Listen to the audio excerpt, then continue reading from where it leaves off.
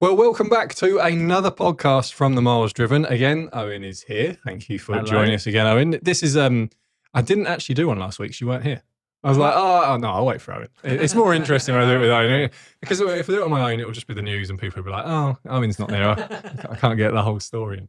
So today we're going to do Honda Type R as a subject. It's a big subject. It's a big subject. Yeah. Fortunately, I don't think this is unfair to Honda. I think the bulk of this story sits around the Civic, because we'll come on to it in a minute. I'm going to do the news quickly first, but obviously the inception of it is NSX. But because of, I guess, how their models have worked over the years and where they've sold them and who they've sold them to, the only real consistent, and it's actually not consistent across all markets, but the only consistent one is the Civic. That's always been, has it always been Type R?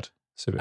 Not always, no, because Civic started back in the 1960s, 70s. EG wasn't, was it? The one, if you watch the first Fast and Furious film, they had the coupe version. They did. The EG coupe never did. And they never had a Type R. But the three-door hatchback, they did, the EK9. The EK had, yes, and that came, anyway, we're going, that's the main topic of the thing. Right. You tell enthusiastic. I've got two stories for you this week. There is actually Audi stories, but we're going to save those because we've got an Audi podcast to do coming up, which will be for the RS versions of cars. The first one is a bit of a, it's mixed news. I'm going to say it's sad news, but I think it's mixed because of the market. So Japanese manufacturers are saying that they're going to deprioritize Europe as a continent, as an area of the world to sell to. And that's all driven off the fact that they're saying, essentially, Toyota are the exception. I just need to make that clear. Toyota are not saying that. They're saying they're going to continue with a product plan into the future in the years ahead.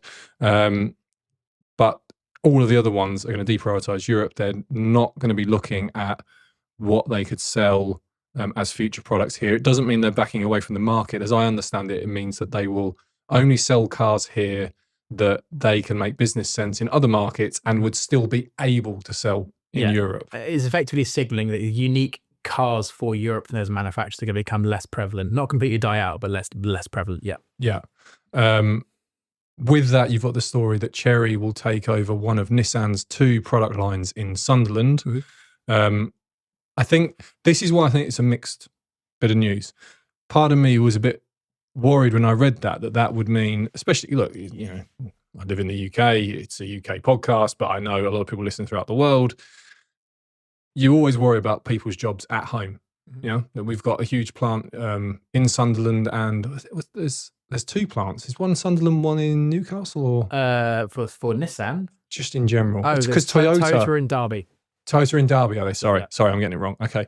And then it used to be that Honda were here, no longer here. In Swindon. Mini, I don't know what Mini's situation is now. Oxford, they're still there. And engines as well, Hams Hall plant. Okay. Yeah. And that is, if we're talking about, JLR, of course. I was going to say if we're talking about bulk brands, but I suppose JLR sells so many cars, generally speaking, that they could go in there as well.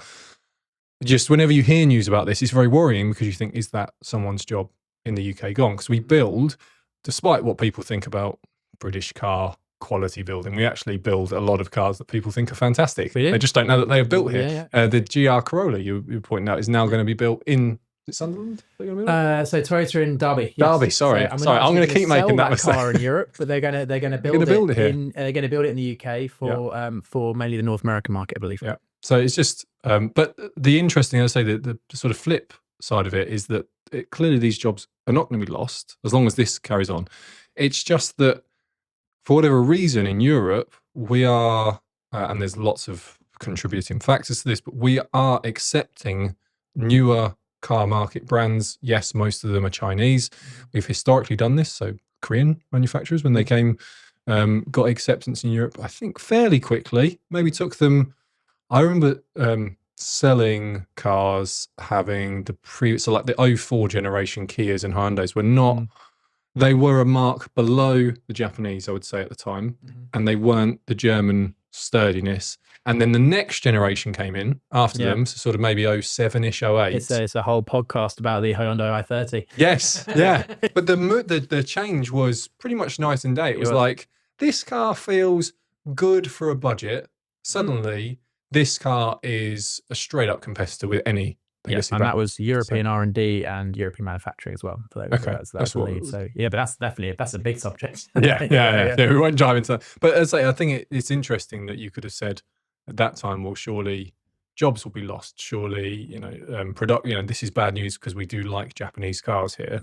Well, we're still buying Toyotas in enough, certainly in enough number that they'll keep making European market vehicles specifically. I think they probably would carry on with cars like a Corolla, even if they couldn't sell them in the US, they'd sell them in Japan. Hugely successful car like Corolla hybrid. I mean, and the Corolla in general, best-selling car volume ever in the world. And the best it's ever been as well. But it's just an interesting transition for me that the jobs aren't going away. They're actually moving. So there'll be some, men and women up in Sunderland. And 3 years ago, they were putting together Qashqais. And now they're going to be putting together whatever Chery decide to be the J-Coupe 7s probably, I guess, at the rate that they're selling them, or something like that will be. So it's an interesting transition point that I think a lot of the new market entrants, they're actually just following in the footsteps of who was there before. Definitely. A lot of the Chinese market entrants are looking at the Koreans and how they enter the market as well. Absolutely. Definitely learnings there. Do you think we'll get what, we know what the Koreans did, which is they brought in, if we specific to Honda for a second, the N. Kia did, I can't remember what their so they had the Stingray. Stingray? Yeah. Stinger, sorry, yes. Right. And they had a GTS something, and that was their hot. But both of them said, we understand Europe. We need to make a car that we're going to sell to 50 people, but those 50 people have some sort of influence throughout the whole of the, basically, if we can sell an i30N to 6 blokes who are going to talk about it on Pistonheads forums for the next thing, we'll sell with it a bucket load of 1.6, diesel i30s. The halo effect as well. I mean, that was a very well executed, their end strategy was very well executed in fairness. And they've got some good traction. I wonder if we're going to see a Modo 6. So it's already starting. So we've got the first hot hatchback from China arriving back into this year from one of the brands. So they're starting to go into that space. I did read about one of the B segment Chinese cars looking at doing it, but I didn't know there was any confirmation. So that's cool. That's cool. As I say, it's just an interesting view of the economy, isn't it? It's always transitional, and a lot of the time I think the headlines that will lead that would be job losses or disaster for this, and it's like, well, it's not a great story if you're head office of Nissan in Japan, although they might be saying actually we can sell cars in Senegal and that was not a market we had 10 years ago, or we can go to Tunisia or whatever. They clearly have said there is markets in the world they think they can be profitable. It's not Europe. It's mainly North America and Japan at the moment. Which are the two? And the emissions regulations in Europe are very, very tough, and also European taste in cars is very, very different to North America. I mean, quite a bit different to Japan as well. Right. So but it's interestingly there is one brand bucking that trend, and that's Mitsubishi, who are re-entering certain European markets. A weird one, through platform sharing, and actually they're now re-entering those markets. They left a few years ago and now coming back. So do you think this should be sort of some national push to say bring back the Evo and then we'll start buying your cars again? And we're refusing to buy your cars until we see a new Evo. Mainly BEV, and it's kind of it's their platform shares of the manufacturers, but they've seen the market opportunity for electric C-segment SUVs, for example, and they're now re-entering that space. They've also had a lot of success historically with things like the Outlander plug-in hybrid, which sold a huge amount of volume. It's their biggest selling car. So at one point, much bigger than their smaller cars. Well, the Outlander was a huge seller maybe 7 years ago. Massive. And did they just not update it? Pretty much. I think the next generation car, for some reason, they didn't think the business case was enough volume compared to other markets. But the Outlander was incredible. Was quite unique. It's a really good point, actually. Hybrid. Yes, it was. I'd like to look at the economics around that, but there was very few of the cars of its type at the time. There were huge tax incentives as company vehicles. And there were a lot of Outlander plug-in hybrids bought that no one ever charged. It was literally just for the tax incentive. Just for tax reasons. But that's been, the government in the UK have tied up since. But no, they've had some successful models, not just Evos. But the market re-entry, I'll watch with some interest actually how they do that. I know they've had strong pickup market. The Nissan have for and Mitsubishi, and I mean actually Probably Mazda is the exception. They're the only ones I can think of that they had the BT50, which was a Ford Ranger, I think, in every iteration. Sure, yeah. So actually, Mazda, Suzuki, they always have sort of smaller commercial offerings, but and they're under Toyota anyway. So yeah, they're probably the only car the car they've always had success with actually is pickup trucks, because they make the exact size pickup trucks that we buy, which are the same ones that Australians like to buy as well. You know, it's sort of not F-150 US size. No, exactly. Next size down Compact Ford pickups, Ranger, which they're now selling in the US. Those kind of cars more and more. Yeah, as well. I think the Ranger. Did Did they call it the Ranger?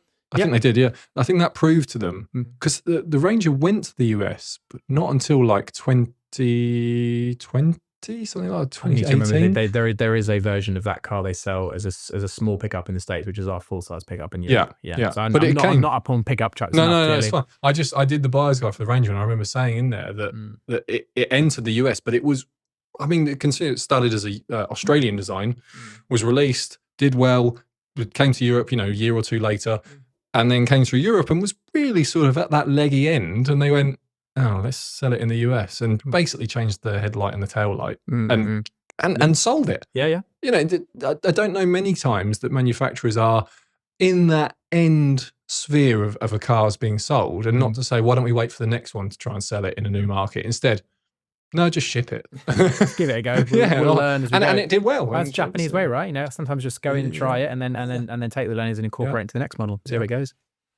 Maybe Nissan need to bring back GTR. Maybe if Mitsubishi bring back the Evo and Nissan bring back the GTR, that'll change the tide. Well, Nissan are bringing back a GTR in fairness, which is quite exciting. So we'll have to see what that looks like. I'm just not sure.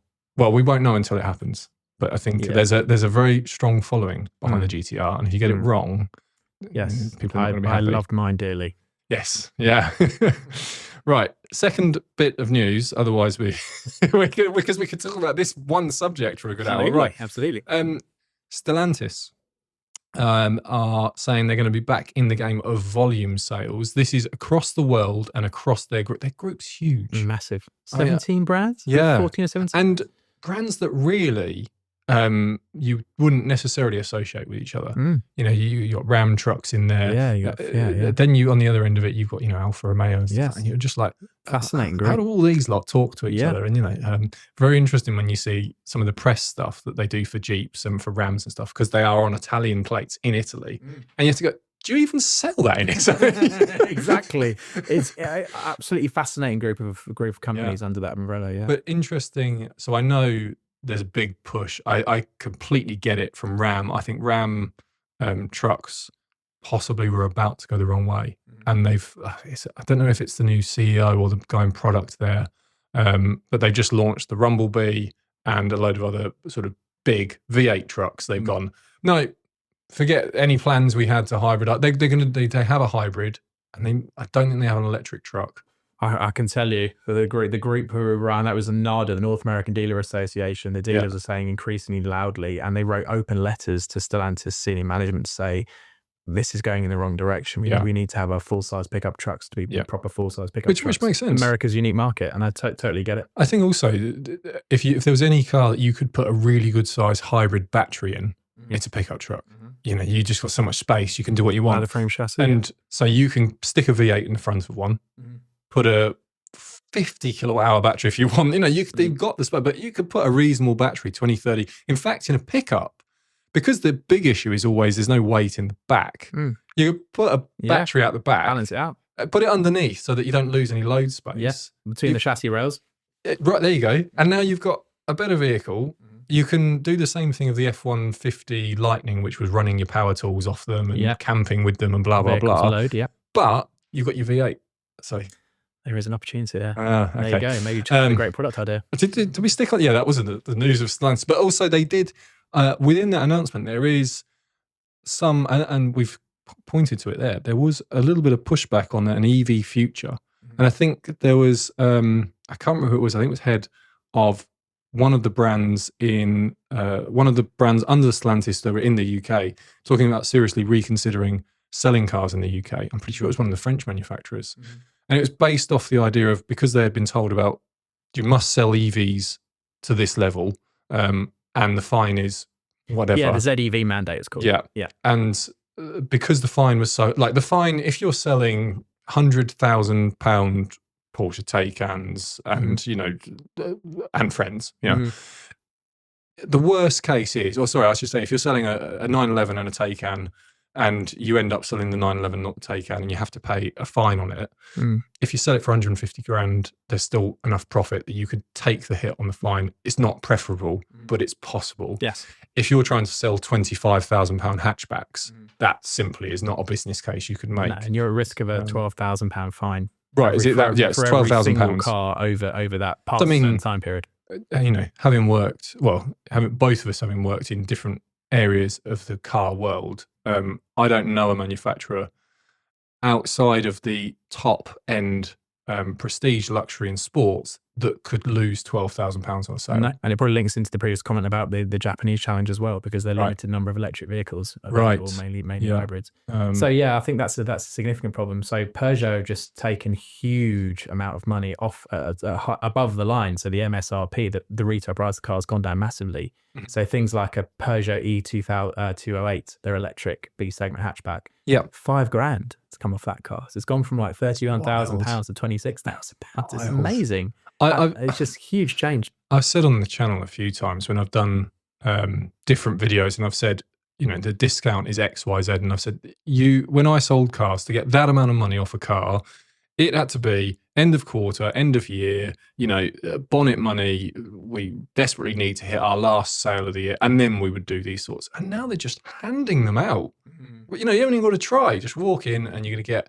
It's repositioning compared to post-COVID, right, and post-microchip shortage. So, you know, I think the biggest is the E3008. I think there's £9,500 MSRP level. I suppose on the flip of that, there's some good news, which is if you are a car buyer, you know, it's been pretty dismal for the last 3 years of prices are going up, you know, supply shortages, people have been unhappy about the transition being, you know, either that they don't like screens or that they don't like, you know, they don't want a hybrid, or they can't charge an electric, or whatever the story may be. But if you're looking to buy one now, you can walk in and don't worry so much about what they're saying on the door is the headline figure, because they're willing to offer such a discount, but, you know, it could be cheaper than just the car go on to Auto Trader and look at the new car discounts and make it quite clear. Yeah, it's huge, some of them. Right. We're going to use that as our stepping stone, if you like, because ultimately, if you sit listening to this in the UK today, you cannot buy a Type R. No. There's no, and I think that if you listen to this in the US, you can. In Japan, you can. I'm not sure in Australia. I'm tempted to say you can, but I think it would be probably factory order. So, you know, and across Europe, I'm not sure any European market has kept a Type R Civic. Within the EU, probably not, because it will fall under the same emissions regulation, but I'll need to check market. So if you're in Switzerland, then... there'll be some stock left knocking around. Right. A few unregistered cars, but it was never a big volume car for the FL5 generation in Europe. No. It's quite funny, actually, if we're just going to jump to the end for a minute, and then we are going back to the beginning, that the FL5, I think, 2022... was the sort of inception of it. Really, you were talking for orders late 2022 going into 23, and then by 25 it's gone. A very, very short window. And part of that, I think you can not blame Honda, but you can be a little bit critical that they tried to ask a lot of them. I don't know any under 30-year-olds who probably were the demographic of buyers for Type Rs historically that could have swung 50 odd grand, which is what they were. No, but I suppose we could always look at what a half decent spec Golf R is costing, which is 50 grand. Yeah, at the time they broke the ceiling. But yeah. I don't know, for some reason in my head a Type R should be cheaper, but I think that's probably just legacy. You know, it's just legacy. And we'll come on to it, but legacy, absolutely, cheapness was a thing. So one thing, as someone who's worked at Honda, the question I have around the Type R, do you think Honda historically needed the Type R? So we mentioned earlier about, you know, Hyundai, when they were trying to come into the market, and then they released the N, and of course it's a niche seller to people that really do, but it did them a lot of favors. Knowing that the Type R really centers around the Civic, it was offered on some other cars, which we'll come on to, and that its inception point and where it was. Do you think they actually needed that moniker in the same way Mercedes need AMG? Mm-hmm. Yeah. BMW need M, and Audi need RS. If you get rid of that from their brands, difficult to understand what the pinnacle of their offering is. That's kind of how they show the market, show the world. Oh, you walked into a Mercedes dealer, the AMGs are over there, just in case you're, do you think they needed Type R in that same way? Wow, so it's an interestingly put question. I mean, Honda racing has always been Honda's DNA right from the very, very start. So Shoichiro Honda was taking part in motorsport at a very, very early stage of his life. It was always a big passion project for him. So I think they'd done sporty cars up to that point. We had things like CRXs and those, kind of dynamic vehicles. Mm-hmm. Yeah, I mean, Type R was quite a big departure. And I'm still not 100% sure of whether the first Type R in 1991 was actually an isolated piece, or whether they had a product strategy beyond that to do that. But no, I think it was they wanted to do more and more racing to build a brand. I think up to that point, Honda arguably were the sportiest Japanese car brand, with some things like Prelude and those kind of things. So I think they needed to build on that to keep their differentiation to other Japanese brands, especially. So they just as a quick thing on that, initial cars that they sold, model year 92 to 95, so 91 to 94 builds likely. 500 units was the limit. So the initially the NSX were going to have a 500 unit run. Yeah.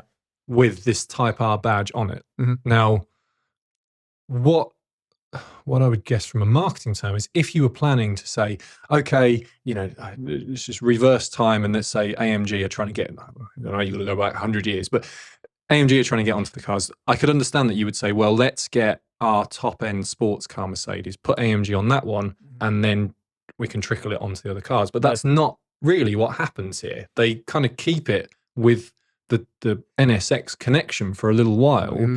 And then as you move through the 90s, they start to understand that actually we can take this badge off a supercar and put it onto, a hatchback, which I don't know many brands. I say maybe that was deliberate and maybe I'm being unkind, but it just seemed a bit, it's here, there's a gap. Yeah. It wasn't right. It's on the NSX in 92. Mm-hmm. And then in 93, here's the EG Civic. There was a gap, yeah. I mean, if you look at the product content of the NSX Type R, it was based on lighter weight and more kind of agility. There was no big jump in horsepower. That engine was kind of, it's naturally aspirated. It wasn't about a big extra horsepower jump. They basically couldn't achieve that. They looked at their brand DNA, what it was about. It was about kind of agility, lightweight handling, those kind of aspects, quite Lotus attributes, actually. So the NSX made complete sense, but they was also very, very thorough, the NSX. So they had things like a blueprinted engine, those kind of really hard things to do. They really did. This is what seems so weird to me. Something like that's not, let's remap it, put 30 horsepower in it. I don't know, put some different wheels on it. There was a huge engine program doing that. And it was already a very strong car from the outset. I think the reason they did it effectively is because the horsepower race was in the supercar space is already starting to accelerate quite a lot, literally and figuratively. The horsepower was going up very quickly. The NSX needed something big to keep it competitive, probably, at least from a communication perspective. And they couldn't get a load of horsepower out of the engine. So what do you do then? Well, you reduce weight and you increase agility and focus on the driver and handling. And it was super successful. Only sold in Japan, the Mark 1 NSX Type R. There was a facelift version of the Type R, and one exists in the UK. Yes. Honda UK still know the owner of it. Yeah.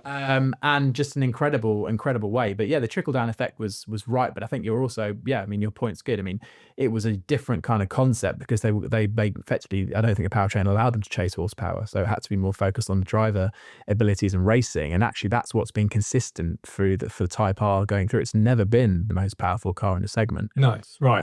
But yeah. And then I'm jumping ahead just a little bit, just for a quick remark, which is that when the new NSX came out, 2016, I think it was, they didn't do any Type R version of that. So just interesting again that this badge, you can bet, I mean, the M badge for BMW is on every single model. It's just whether it's a M Light or a full M, which I found out this week is actually, you can tell whether you've got a full M or an M Light if you don't know, because I think it's like the 6th number of the VIN going from the last number backwards and it will be like a 5 if it's not, and a 6 if it's around. Yeah, which is just a funny, there'll be a load of people opening the bonnets of their car. But yeah, so this is what I find strange is like, I don't know, for example, I suppose you can look at what BMW did with the i8. They never did an M version of that. And it took them, they still really haven't done the X7, but they've done the X5, the X3. So they know they have this sub-brand. And it seems to me that if you look at not just the Germans, Ford have had this throughout the years. They've had different monikers for their performance. But it's more like the performance brands, the performance sub-brand, are looking for a model to stick themselves on rather than the other way around where they've got to come and get an attachment to it. And it almost feels like Honda were doing that. Sort of, this is the product. And if we decide to put it over to the Type R team, then they can do what they want to do with it. But we're going to hold the control there rather than the sub-brand trying to nick a chassis and sort of prove the point of what they could do. I mean, typically speaking, Honda's approach would be, let's see how the car sells, and then if it sells well, then we will do a performance version of it. And it depends on the objective. Oh, so the actual unit. So the base car has got to sell well. Potentially, yeah. I mean, it depends. It really dictates kind of what the leadership thought process at the time. So typically speaking, when you have a CEO of Honda who's more into the core DNA about racing spirit and all those kind of things, and Honda's feeling happy, they may well decide to invest in performance car programs. When the global economy changes and when conditions are harder, they might get a new CEO who's all about, we need to get the core models selling well, let's cancel these performance car programs. And it's kind of gone up and down over the years in terms of that focus. And that's actually dictated the concept, I think, and the execution of the Type Rs at the time and the performance cars. Do you think that's a Japanese thing, or do you think that's a Honda thing? Japanese thing is in Japanese car manufacturers, not Japanese culture, but specifically Japanese car manufacturers. Struggling to think of other Japanese car manufacturers who have a stronger performance brand than Type R at the moment. I mean, there's GR, I suppose, which is an enthusiast brand, but yeah, I suppose you're right, because I mean, Nissan do full models, the GTR, for example. I suppose Nismo, but doesn't really appear everywhere. Mazda had MPS for a while, and it's been gone for quite a long period of time, and I don't no really sign of re-emerging. Yeah, I don't think that's coming back. Type R was just such a well-received brand. I mean, in terms of its concept, it's considered quite different, and it had so much credibility and depth. Yeah. That's why we're kind of gutted that the FL5 is stopping production. But I think it felt, I haven't seen another performance brand like sub-brand like Type R. I get the feeling, and I said this to you before the podcast, that Honda are a bit like someone who's on a diet, and they don't want to go out with their mates because they're going to end up having a few beers and having a curry and blah, blah, blah. And then they're going to be hungover and they're not going to be able to get themselves back on track. So they're going to the gym every day and they're selling, Honda Pilots and CR-Vs and Civics, and they're doing it all sensibly. And then their mates at Mercedes and Ford and all that say, come on, Lotus is coming out. He doesn't come out very often. He's going to do a new car, or whatever it might be. And they go out and they say, you know what? Yeah, we should do a Type R. We Type R something. Yeah. And they go for it and do it. And then just as it's sort of getting a bit of steam behind it, they go, actually, no, do you know what? I've sobered up. Well, that's why they're short cycles, because often the Type R decision is made after the car that's subject to being a Type R is already in production. Yeah. Sometimes they know, sometimes they don't. Yeah. So we'll come on to an example later, which is absolutely a case of they didn't know they were going to do it. But again, and I've said this before, I think, and it's probably why both of us have an affinity to Type Rs, they've been cars we both owned throughout our motoring histories. I've always felt the very best cars manufacturers do are the ones that feel like internal modified car projects. Just, there's, if you're not that into cars, West Coast Customs used to be Pimp My Ride. And that building has been lifted up and it's just fallen into the middle of, Wolfsburg or wherever. And they sort of pull one off the line, modify it, and then go and talk to CEO. Stunt works, right? Right, exactly that. Like how the Mark 1 Golf GTR was born. Right, exactly. But they always are. They end up being that car that, the BMW 1M. They obviously wanted to do an M2 when the M2 came out. But prior to that, you have the 1M. And the 1M would probably be showing itself backwards around a track by an M2. But the person in the 1M would probably say, this is the best thing in the world. It just, and you get that over and over. And clearly, Type R probably plays into that the best of all. It does, and I think it's but they got quite short production runs, as I say, for the life of the car, because often the decision is made very late on to actually build the Type R on that generation of car. So you've got some engineers in Japan, possibly in the UK as well, because we've had some projects here, working 24-hour days because they've got to get a project done in 6 months. Yeah. The cars are like, they're like, oh, we thought we were done with this car. No, you need to go back and do the hot Absolutely. version. Well, that's something we'd like to do Type R, but actually we'll package protect. It's called package protecting certain parts of the car so we can put Type R in later. But yes, we're flat out to get this current generation of car done. We'll do the Type R afterwards because we're so focused on this at the moment. There is a bit of that as well, because that's probably why to get to what's called job 1, which is a production of the first cars of that generation. And then that's probably why all the enthusiasts go and love Type Rs then, because they feel like someone's gone and breathed on. There's so much. You meet the engineering community at Honda; they are so keen. They're really, really proper enthusiasts, want to make great cars, and that's seen through the Type R. It's interesting what you say about some of those cars feeling like they were made in a kind of skunk works. I've fortunate to own 2 Integra Type R DC2s, and I've owned a lot of cars, and people say, what's the ultimate one? It's probably a DC2 Integra, because it feels from the very, very outset, it was designed to be a Type R, and it's incredibly cohesive. Okay. But actually, I think you're right. The decision to do Type R, and that was quite late on, and it had a single mate race as well. Right. But it's interesting how it depends on the type of car. But yeah, the NSX was a heck of a start, and the attention to detail was amazing. I mean, the weight saving is obsessive. And a great pointer. If we are talking about the Type R history, we're not starting with, they tried to punt out a few Civics early on. We're starting with, this is our pinnacle car, and we've put our top badge on it. And it's a great point of the history for this car to start off there. So I think we're going to do the NSX quickly, and then we'll talk about it more in a timeline fashion, because the NSX, the story is quite short after this. So they have the next generation, well, I say next generation, it's the same generation, but the heavily reworked one. So 2002. Yeah. They do a Type R, but again, I think they call it NSX R rather than Type R. And they follow that up in 2005 with the GT, but the GT is 5 were built. So, I mean, and it seems like, seems to me, they called it a homologation special, but only built 5 of them. So, maybe possibly. Can you? How did that product conversation happen? We're going to build 5. Like, how do you? Everyone's in the meeting. The accountants are there. The CEO's there. Everyone's there, and someone in product has gone, right. Do you remember 3 years ago? We started at the top. I want to do a 5-make model series called the GT. Yeah, and it's going to take, a load of work, and I want to go racing with it. So if we can homologate that, that'd be great. It's going to cost a load of money, and I'm going to race it around for a while. That'll probably cost a load of money. Yeah. Amazing. Everyone okay with that? Brand racing is in the brand DNA. Yeah, and potentially you could argue the marketing cost, right? If it's a brand builder, and it means that. Oh yeah, okay. There is that business equation to be made. It's a tricky one. I've done it before. Yes, but it is eminently doable. And if they think there's got more headroom, and there's they want to go back into Le Mans racing or those kind of aspects, those kind of series, then that is a good flag wave. You get more oomph in a press release and the whole communication piece if you have a road going version of the car, and everyone loves a homologation special. So NSX Type R. I did just jump over it quickly, so we'll go back to 2002. That car comes out. What I'm reading here, I'm actually on Honda's release on this. 140 produced. Does that sound right?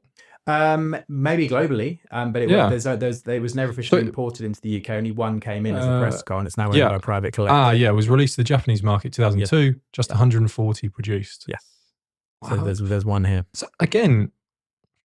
So actually, the 500 in the first round was the most that they ever did. They can't but auction in Japan sometimes, but they are very, very sought after. Oh, I was going to say that must be. To give you an idea of the obsessiveness of the weight reduction, the gear shift boot, which was suede in a normal NSX, they actually made a light, extra light microfiber, and it saved a matter of grams. And that's how obsessive the weight, and the titanium gear knob, all those kind of things. It was absolutely obsessive, and that is. true engineers playground stuff, and that's what enthusiasts, I think, for that kind of car really, really go for. Do you think that would have been a full-on fist fight between the accounts department and the engineering team? Like when the accounts department got the invoice for that, march over to the engineering guys, and they would have referred them to the CEO at the time, because there will have been a CEO who had his boxing gloves on, ready. just ready for that conversation. Yeah, I mean, bear in mind the car's already done.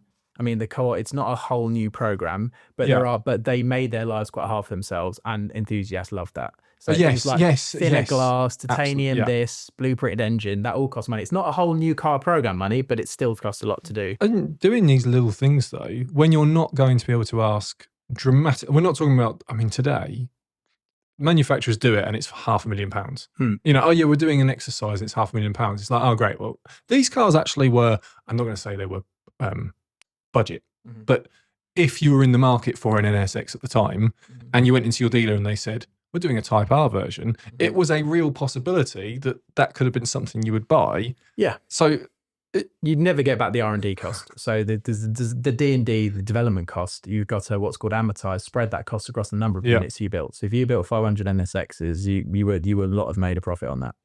It would not have happened. Just and then so they followed it up by making only 140. Yeah, exactly. But then it's the marketing brand piece, right? Same. Absolutely. Veyron waved the flag for Volkswagen Group. Yes. So it's absolutely a piece to do that. I suppose it's interesting that this is the beginning of this type. That you can say they must have known at the very initial step, this is going to be a loss leader, but we're doing it for this, and this reason. Rather than we can see a long-term business. Again, I don't want to keep using AMG, but because AMG now do a 43 and a 63 and a 55 badge, so they've sort of maximized the potential of what they can sell. Yeah, there was clearly this conversation wasn't happening. This was a load of people who absolutely loved cars and probably racing as well, who somehow went, well, actually, we're spending X amount of money on adverts.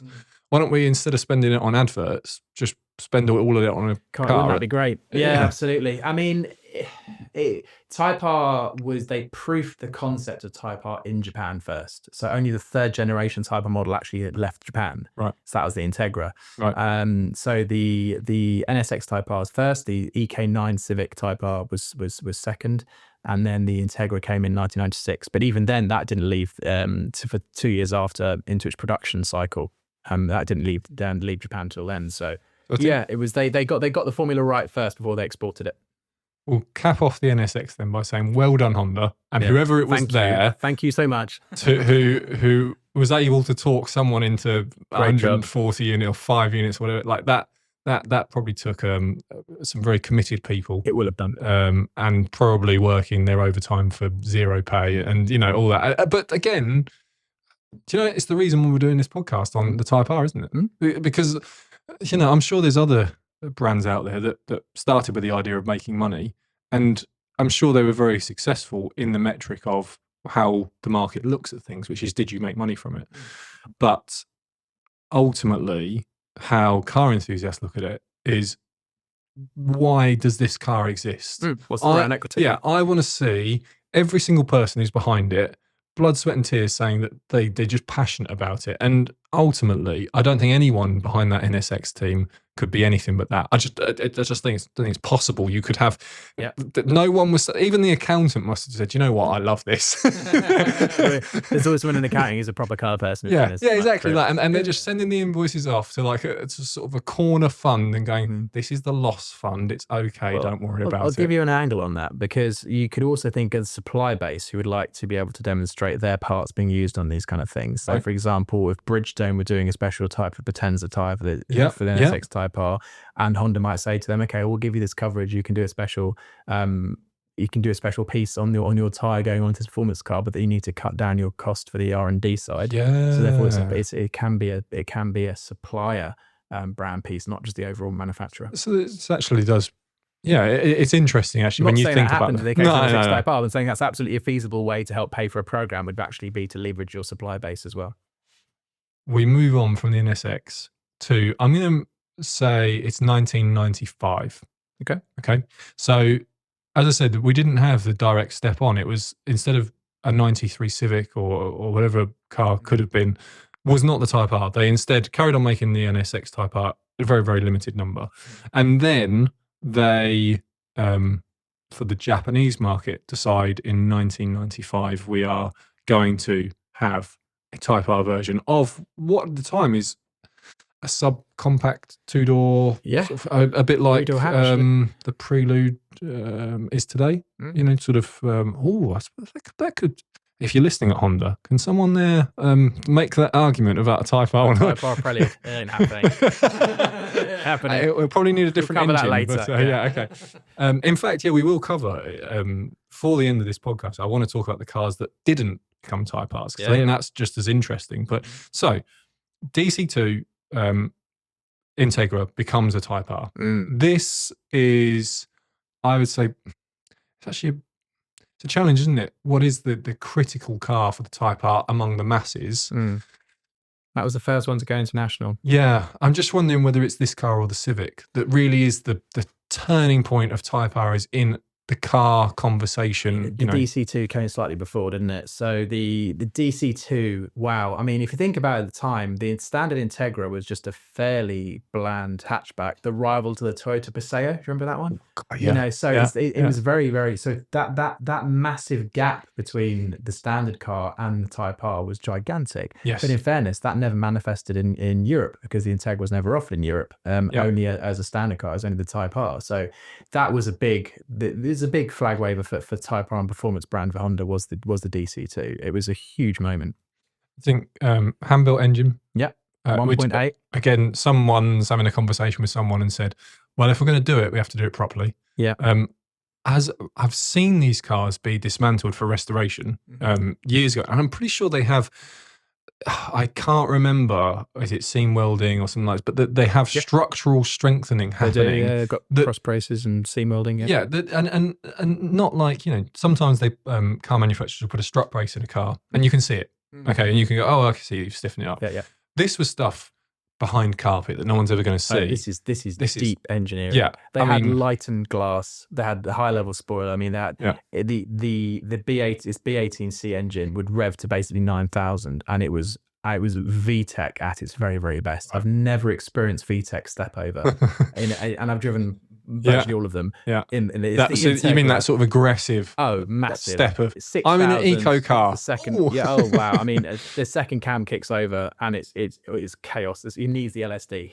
Yes, so it really does need its LSD, and a fantastic gearbox. So the level of the thoroughness and attention to detail, and the obsessive weight and the excessive focus on drivability of the DC2 was just unmatched. And things like the detail about the Recaro the special moment steering wheel and the Recaro seats. Every interface of the DC2 Integra was completely focused on the driver. It was an incredible car. I don't know this. Do you know if they were all white?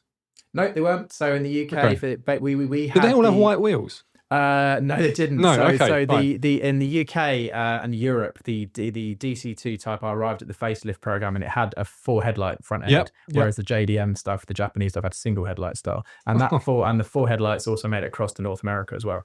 Do you know what? I'm glad you pointed that out, because I have seen before.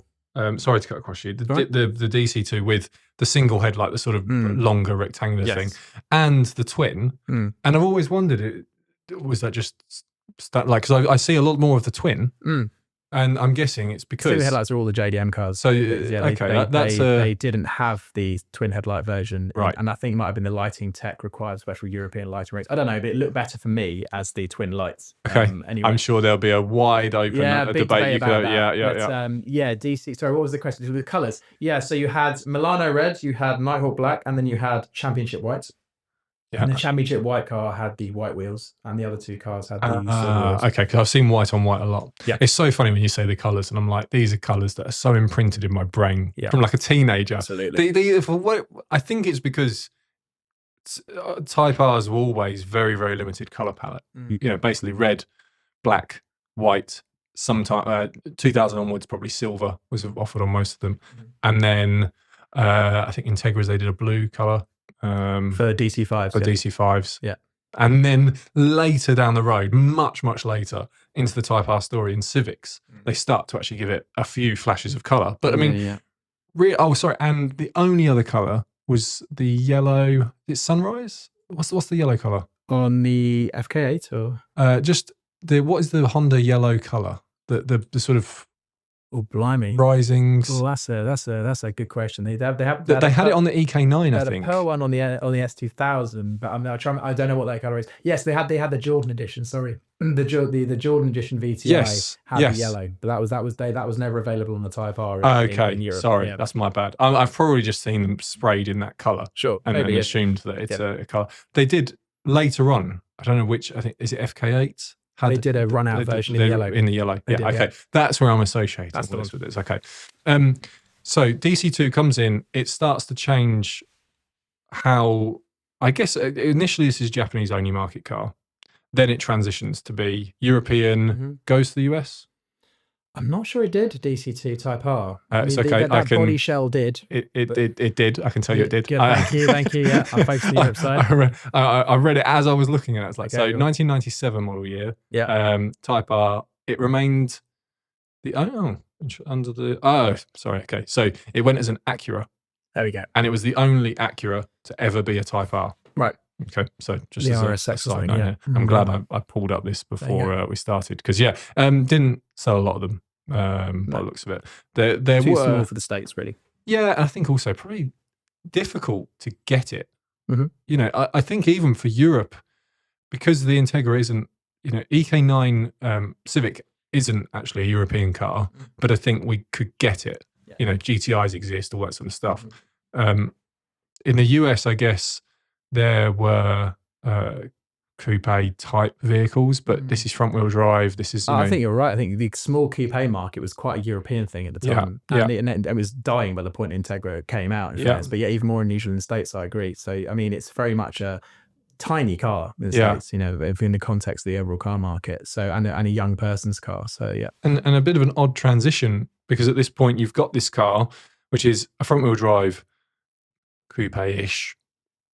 At the same time, Honda internally know they're working on a convertible hot roadster, the S2000, but they never ever give that car the designation. We're going to come on to that car. I don't want to go down that rabbit hole yet because but just interesting that there must have been, within the company, this conversation happening of we have a hot version of a car, we're building a hot car, but we're not going to sort of put these two brands together, and I don't know many other brands that wouldn't have said, well, we've got some brand equity in the Type R name, so why don't we launch S2000 and S2000 Type R from launch as, like Audi do with an RS and a regular. Yeah, we'll come on to that. Yeah. And I know you've got an answer for it, but it's just interesting at the time that this is clearly conversations that are happening, in the 90s as they are figuring a larger market. So move on.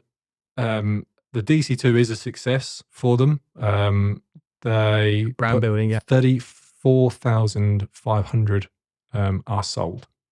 And some of them are left now, but they have really struggled with rust, unfortunately. So the rear seals and rear wheel arches, it eats them. So we've lost a lot of DC2 cars, unfortunately. And then they get parted out. And there would have been a point, I think, around maybe 2000s, mid 2000s, late 2000s, where these were probably quite cheap. They were. And they would have been probably... mine cheap. Yeah.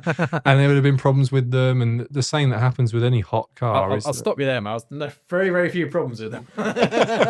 Rust has got them, not mechanical issues. Yeah, okay. Yeah. Well, people are, unfortunately, probably the story isn't mechanical problems. Yes. It's probably crashes. Exactly. Yeah. Attrition. Yes, right? Attrition. There you go, yeah. Do you know what? I think that is attached to the Type R brand. They're one of the cars that I think more of them, in fact, I'm very confident in saying any Type R in existence without the NSX has had more crashes than breakdowns that have seen it come off the road. I think you're probably right. And there's a certain generation of Civic Type R that did that especially well.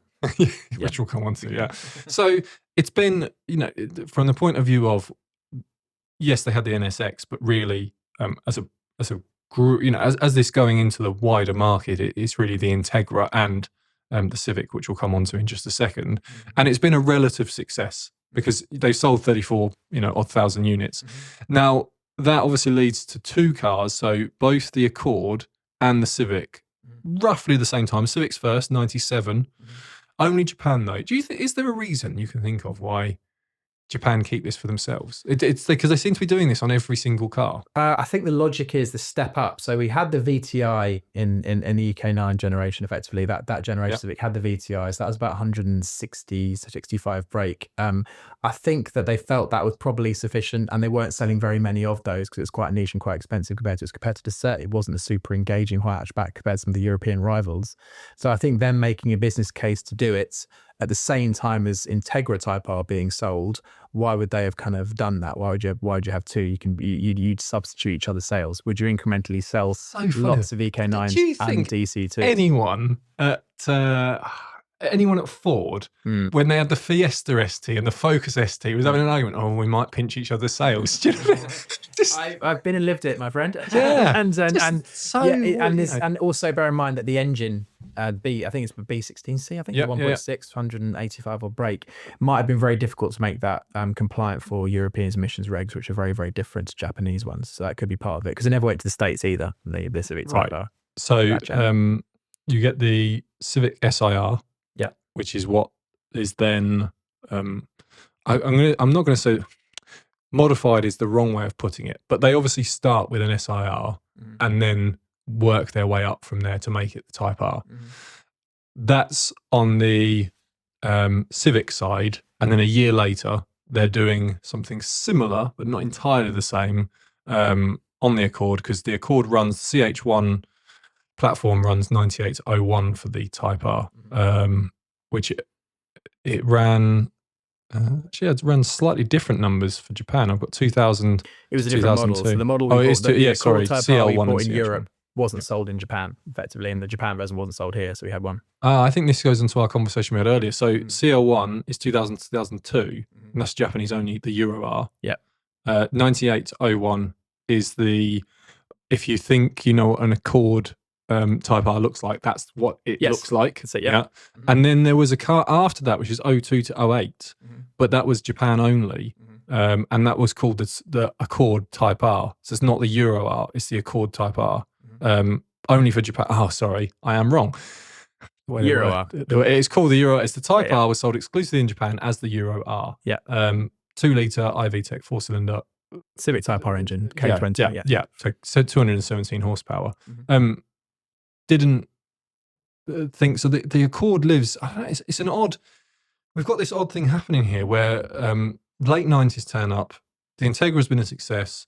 The Accord is going to get the same treatment. The Civic's going to get the same treatment, but only one is going to continue. And ultimately, even the Integra is going to be on shaky ground going forwards. It's a real.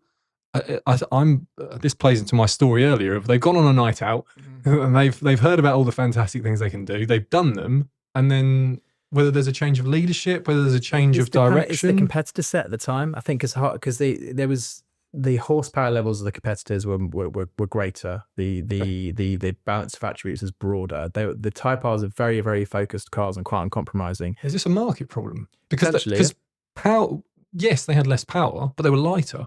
So brake horsepower per ton, they make quite a compelling argument. Straight up brake horsepower, no. But I mean, a tractor might have 1,000 horsepower, but it's going to go nowhere against a 200 horsepower car. Sure. So do you think there's a little bit of that going on? I think it was just so. I think it's the broader focus of the car that's part of the challenge. Also, they're quite expensive to build. They're quite exotic as well, right? So they have to charge quite a lot of money for them. A DC2 Type R was not a cheap car. The Accord Type R was slightly more. I think that was probably more than the 36 328 at the time, in fairness. So there was some pretty strong money because the exchange rate challenge as well, and they were all imported from Japan.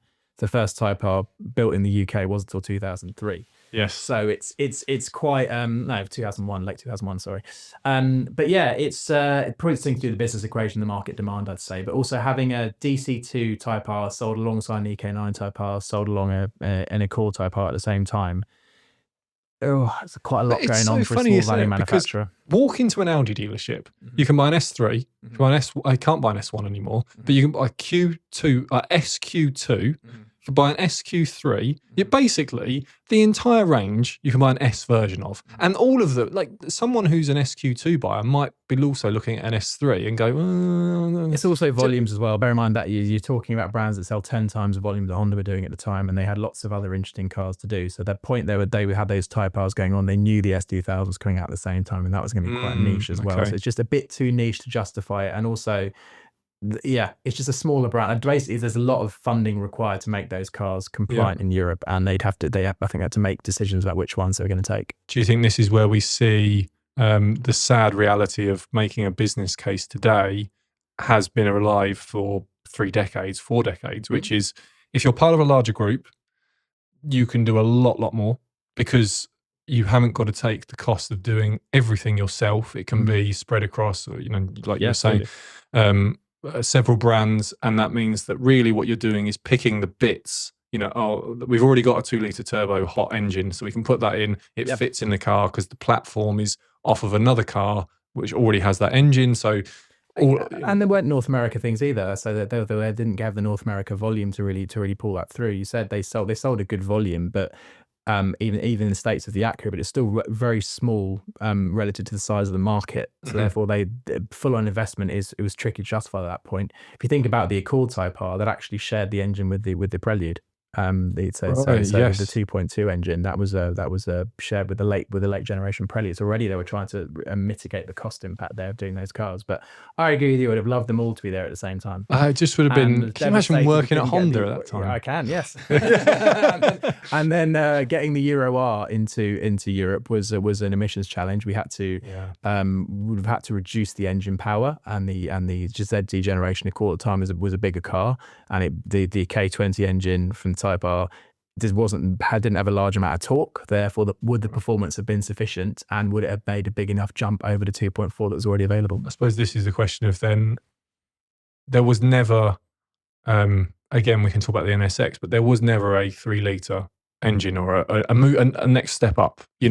Again, if we'll use the Volkswagen Group R branding, a Touareg, there is an R. Most people don't know it exists, but it does. A hybrid, plug-in hybrid. It has a 3-litre V6 engine. So there's a step up from a Golf that has a 2-litre engine. And there'll be a car in the middle somewhere where that step change happens. You see that a lot, with Audis as well. That as you go up the chassis, that there is a point where you say, well, now these are V8s. Now these are V6s. Now these are 2-litres. There was never a Type R step up like that. They're always really centered around the same engines. And Great, yeah. I mean, what's the biggest capacity Type R engine they did outside the NSX? So, I mean, 2.22, yeah. So, I mean, there was, interestingly, in the last generation of Accord sold in Europe, there was a 3.5-litre V6 version sold in the States as an Acura. So that 3.5-litre V6 engine was not a Revy Zappi engine. That was a kind of red line at 6,500 engine. So, but the USA have done more since. They have Type S's, which are very, very compelling actually on Acura models and very, very powerful. So if you look to North America, they've got some pretty good fast Hondas and Acuras still. But in the European piece, just the powertrain change required, as we'll see with Civic later, was quite significant to make the car competitive on the performance basis. It's funny, the parallels to Mazda. Only because I remember when I worked at Mazda, the Mazda 6 MPS had gone. So that had a 2.3 4-cylinder turbo engine. And I worked there after that car had already been gone for years. And the next generation 6 never got an MPS. And I remember sitting there and I was like, well, we have a 2.5-litre. There's a 4-cylinder actually. But we had a 2.5-litre engine. And everyone was like, well, yeah, we can't do anything with it. It's 190 horsepower or something. Like it was an engine clearly only really designed for the US. It didn't have a great deal of power. It wasn't turbocharged. There wasn't a lot you could do with it. And ultimately, when people came into the showroom, they bought the 2-litre petrol because it had 20 horsepower less, but it was a much more efficient engine. Pretty low tax as well. It was lower tax, yeah. And also on the road, because that 2.5 wasn't a performance engine, it was just a bit torquey, which again made a big difference in the US. I'm pretty sure they got that 2.5 in the Mazda 3. They did, yeah. Now we did have the Mazda 3 MPS when I was there, but it was just a continuation. It carried the 2.3 turbo from the previous gen. It's just interesting to see how this is a story happening across Japanese manufacturers, and I think you could even look at Toyota as well. There's sort of a same story happening with They had a Corolla. Is it a TI? A T Sport? No, they had something with a badge on it that was like a black and red badge that sort of indicated it was the hotter version with a VVTi, but it wasn't. Wasn't the be all and end all. On the podcast because they did supercharge it. They did. Yes, they did, yeah. But only the one car was sort of the point there. They're only really sort of picking out one. T Sport was supposed to take on Type R, but Toyota didn't go nearly all in like Honda did. So we had the Celica T Sport, which had a 190 horsepower VVTi engine that went into that Lotus used as well. But that was same horsepower as in a DC2. And the timing wasn't too different, actually. They were actually around at similar times. You could argue in a group test environment, they'd be put alongside each other. But if someone like Performance Car were testing it, or Evo or something like that, the Integra would be streets ahead in terms of the driver focus, those kind of things. So Honda went all in with Type R. T-Sport was a different kind of concept, but, still sold a lot of volume of that because it was more balanced attributes. Again, Honda was super focused with Type R, which made it quite specific to a certain kind of driver. I happen to be one of them. It feels interesting that the market as a whole generally can accept one hot car from each Japanese manufacturer. Just seems odd when you consider, as I say, the competitors. It's the European context. If you look at the States, you're absolutely right. I am looking in at fairness, in the States, actually, your example stands out completely because they don't have the GR Yaris in the States; they have the GR Corolla. Right, and that's it. In Japan, they have both. I suppose the Supra is sort of on its. Is it already gone, or is it on its way out? It's on its way out, Supra, yeah. So that will leave Toyota in all markets with either a GR Corolla or a GR Yaris, and a GR Yaris is sort of, I think, probably a factory order car in Europe now. So we can accept one car. I always thought it was borne out by the supply side, but it seems actually probably that it's more borne out from the demand side because there aren't many, or maybe actually that's the general market, and the only reason we see it with Audi and the German manufacturers is, and a few of the ones under larger groups, is because they can just put the next step up of the badge on the car without this total reinvestment and reworking because they've already got a lot of the... Exactly. I mean, making an S4 Audi compared to a 2-litre T Audi A4, I mean, it's the powertrain and the adjustment, the four-wheel drive system, the suspension and trim changes. But if you look at a DC2 Integra, what the change list was compared to a standard Integra, it was very, very big. And that's probably why the enthusiasts absolutely drool over the idea of these. Okay, well, we step away from this generation. So we're going to talk actually about the Civics now. We're going to give a quick mention to the DC 5 Integra. The Accord it exists, but a few units in Japan. It's not really worth us sort of telling that story, but it does carry on technically until 2008. Okay, but I'm going to say just technically, you might be able to find a picture of one in Japan, but this isn't a car people know. I mean, they did say, I'll just give it a little nod to the Accord Type R. So the 2.2 version, they brought it from 1998 and sold that for about 3 years. It was quite leery when it came out, big spoilers, and then and they dumbed it down later in the life cycle. So a lot of undercover police cars were Accord Type R. Oh, really? They were dumbed down, which sold up to 2002. So if you're in Japan and you see it... there you go, be careful. That was actually really good. That had a lot of the work the Integra DC2 did. So it had the body stiffening, it had the big spoiler, it had the 2.2 engine at just over 200 horsepower, and really nice gearbox, LSD, really well-tuned suspension. So actually it did go down really well, that Accord Type R, but again, it didn't have the out-and-out performance or the V6 or straight six a lot of the competitors did, because at the time in that segment of the marketplace, people were doing turbos and more cylinders. So all the Repmobiles had big engines, and actually the Type R was very, very different and very, very focused for a four-door family saloon. So, but no, nod to that car. But it was the Civic was what really, really landed Type R. That's where we sort of. So I mean, the DC5 carries the Integra story on. Car. Oh yeah, car. I mean, absolutely awesome.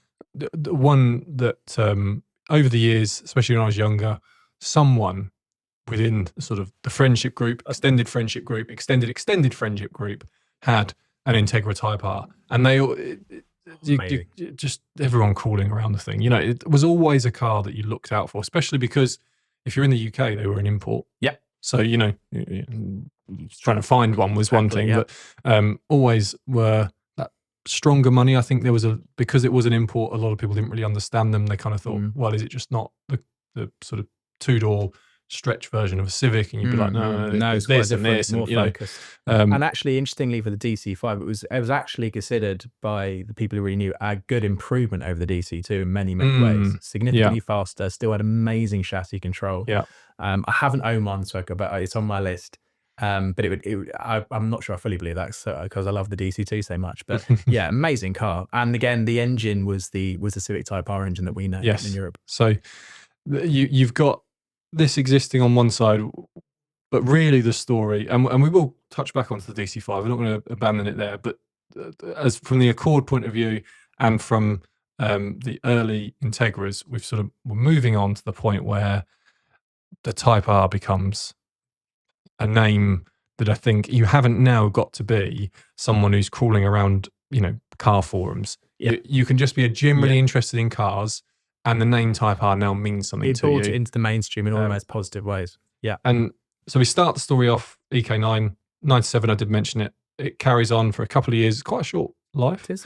It was late in that generation of Civic. Yes, yeah. So it's the last 2 years of production of that generation of Civic. It's essentially comes out, you're right, it's sort of like the facelifted version of that car, and just, that's it. So that has got a pretty dedicated following, largely around the idea of a very, very light vehicle. Just over a ton. Yeah. High power for that weight bracket. Yeah. Small in relative terms.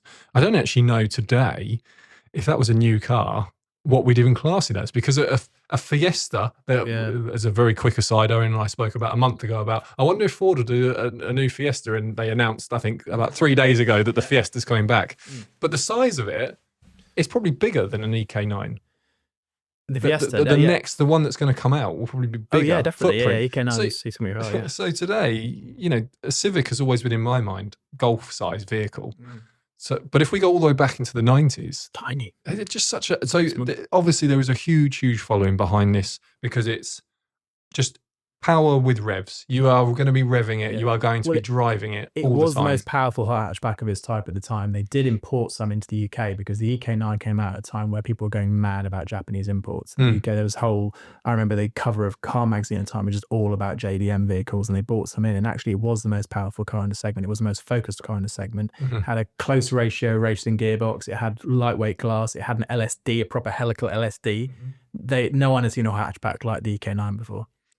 So this enters the Japanese market. It wasn't ever sold in the UK, was it? No. The VTI Plus was S was considered sufficient. Yeah, as for the EK generation. Just so interesting to think that they had the product. Again, I could sort of split the idea of maybe the US would be a challenge for them. A, the size of the vehicle. B, they've only made it in right-hand drive because they've made it for domestic. But the idea that, they didn't punt a few over to the UK and Australia, for example, just as easy right-hand drive. I mean, there's a lot, I should say, there are a lot more right-hand drive markets in the world than people think. It's a myth that like 10% of the world, it's like 35% of the planet is right-hand drive. It's just that people always think of the car buying nations, which is Europe. By volume is different. So you're right, availability in terms of the amount of market. Yes, sorry, I should say 35% of all, from a legal, like as in what you do, but the actual sales perspective, it's much more heavily skewed to left-hand drive. 85% of cars sold globally are left-hand drive. So that's what then leads people to think that's the market. And it's like, it is, but there's nothing to say. Australia and Japan and the UK are not small right-hand drive markets. Right. And there's nothing to say that, a country that's right-hand drive won't suddenly have an economic boom tomorrow and be wanting to buy Type Rs. I bet there's some motor enthusiasts in some country right now that only drives right-hand drive that are going through a surge of their economic, and they're going to be calling up Honda in 5 years and going, excuse me. Well, it's a good example. And I think back to the VTI situation, had Honda UK and Honda Europe sold a load of VTIs, they might have had a better angle. Oh, you think that's what it was? Because this is my point is, if you had it and you had it in right-hand drive, and we are really talking about, it's already been, the shell is already sold here, so there's no safety challenges you're going to face, maybe. No, not at that time. So it really is, send some VINs over, put license plates on them, and you could do program it. Still, even back then, you still had emissions programs to go through, and getting that engine, which wasn't sold in Europe. It was different to other engines. Would have been tricky. It was a proper Type R engine. The VTI engine, 1.6 engine, was different to the DK9 Type R engine. Owen's always got a sensible answer. Sorry, because I've had to make these business cases and explain these things. I had dealer bodies on my case, and why are you not doing this? And there's always reasons for it, and it generally boils down to economics, but also the DC. By the point the EK9 discussion was happening, S2000 was already announced effectively, and that was there. Right. There's only so many performance cars that Honda UK and Honda Europe can deal with all at once. In fairness, and I suppose DC2 was with us till 2000. So it had a 3-year run. Right. So and I do think there would have been substitution between DC2 and EK9. Would you have grown your overall sales volume? Potentially not. And you would have had quite a high cost to get the EK9 in. So I understand the economics around it. And I would still love an EK9. I think the funny thing is that this is a brand that clearly shows that they are at their core absolute car enthusiasts. Absolutely. And they make some wild decisions. Yeah. And then other times they put their sensible hat on. Yeah. It's really funny. It's it depends on the leadership at the time. Yeah. So we had a couple of years where someone went, no, that sounds stupid. Which is the priorities. I mean, and also the global economic outlook and how Honda is feeling broadly, and what their priorities need to be. Sometimes you get a CEO who's going back to the racing DNA and pedigree, whether if there is no racing, there is no Honda, was a quote from Socio Honda. That's not just racing in cars. That's motorbikes and powerboats and all these different series. Right. Yeah. You forget that Honda are this much wider. Honda were one of the biggest engine manufacturers. There wasn't a day that goes by where there's not a Honda racing somewhere in the world. So that's a key part of their DNA. That's fantastic. Isn't it? But then you could argue a CEO saying, "Hey, we've got the motorcycle division. They could do the racing. We can't justify it on the car division at the moment. The R&D costs too high. So let's just focus on selling Civic, selling Accord, selling Jazz, selling CRV, and we'll do racing through the motorcycle aspect." Another CEO that comes in and say, okay, the brand's losing its mojo in some markets, therefore we need to bring a performance car energy back in. And it depends on leadership at the time. There's been some huge swings at Honda. They've left Formula One, as we said, overnight sometimes, and there's been some big macro decision changes. But yeah, you're right, absolutely right. Shot through and through that company, there's the real racing DNA in that brand. Because something obviously happened dramatic to the company in the year 2000. Because if you were selling Hondas in 1998, you had a Halo, and you had maybe 2 Halos if you lived in Japan. You had 1 Halo if you lived in Europe. You had 0. That's a question for you, Owen. Did the Accord ever go to the US? Did we talk about that? The Type R didn't, no. What did I say? What was the car I said about the? It was the Integra. Sorry, it was the one that went as an Acura. Yeah. Okay, so yeah, if you're in the US, you're a bit sad at the moment because it's 1999 and basically there's nothing exciting, or there's some warm versions. You've got the Acura NSX still knocking around, but it's very small volume. Actually, okay. So there's a few dealerships have still got that halo to just when you get to work at 7:15 in the morning trying to sell cars. It's just nice to see something. When I was at Mazda, you had the RX-8 in the middle of the show, then the MX-5. Sure. And you're probably feeling a little bit glum in the year 1999. There's a little, but then the year 2000 rolls on. And Honda seemed to just really go for it. The S2000 isn't part of this story. I am going to talk about the cars that didn't become Type R, but the S2000 is getting released into the world. At the very same time, the EP3 generation Civic Type R is becoming, into this world. And if you're a European, okay, the Accord has brought the nameplate. Yeah. The Integra has solidified it within the supercar enthusiast people in the world. But the EP3, if you're a European, is the car, I think, where suddenly there's GTI, ST for Ford at the time, Vauxhall or Opel had the GSI and then the VXR, and Type R is just another badge, and you know exactly what Type R looks like, what it means, and who it competes with. So it suddenly got all very, very exciting. And the EP3 was just spectacular. Yeah, unbelievable. Have you owned an EP3? I've had a couple of EP3s, I think. Yeah, I've had a couple of EP3s. It's funny. It's one of those cars that I don't know. It's the bread van, right? Yeah. So, and it's the first Type R to be built outside Japan. Right. Yeah. So very proud product in the UK. Absolutely. Yeah. And it was only not only because obviously they built. Yeah, I mean it was only built in the UK. The EP3 Type R. So the championship version was built in Japan? No, it was built in the UK and exported to Japan. You're absolutely right, aren't you? Yeah, sorry. The JDM versions were built in the UK. And like the Corolla, right? So the Corolla GR being built in the States. Some Civics were shipped to Japan and then shipped back to the UK. Well, the engine came over from Japan, and then it was fitted into it, and the gearbox and everything, and then went back. But those cars that people have imported, because the championship white one, that is a car that you do see in the UK with the red Recaro seats. So that car would have done the journey of being built here, sent there, driven around for 10 years. Then came back. And then the engine originally came from Japan as well. So it's actually that engine has bounced across the Atlantic. Seen more miles than most people in their life. The EP3 was basically Honda in Europe saying, right, we're going all in.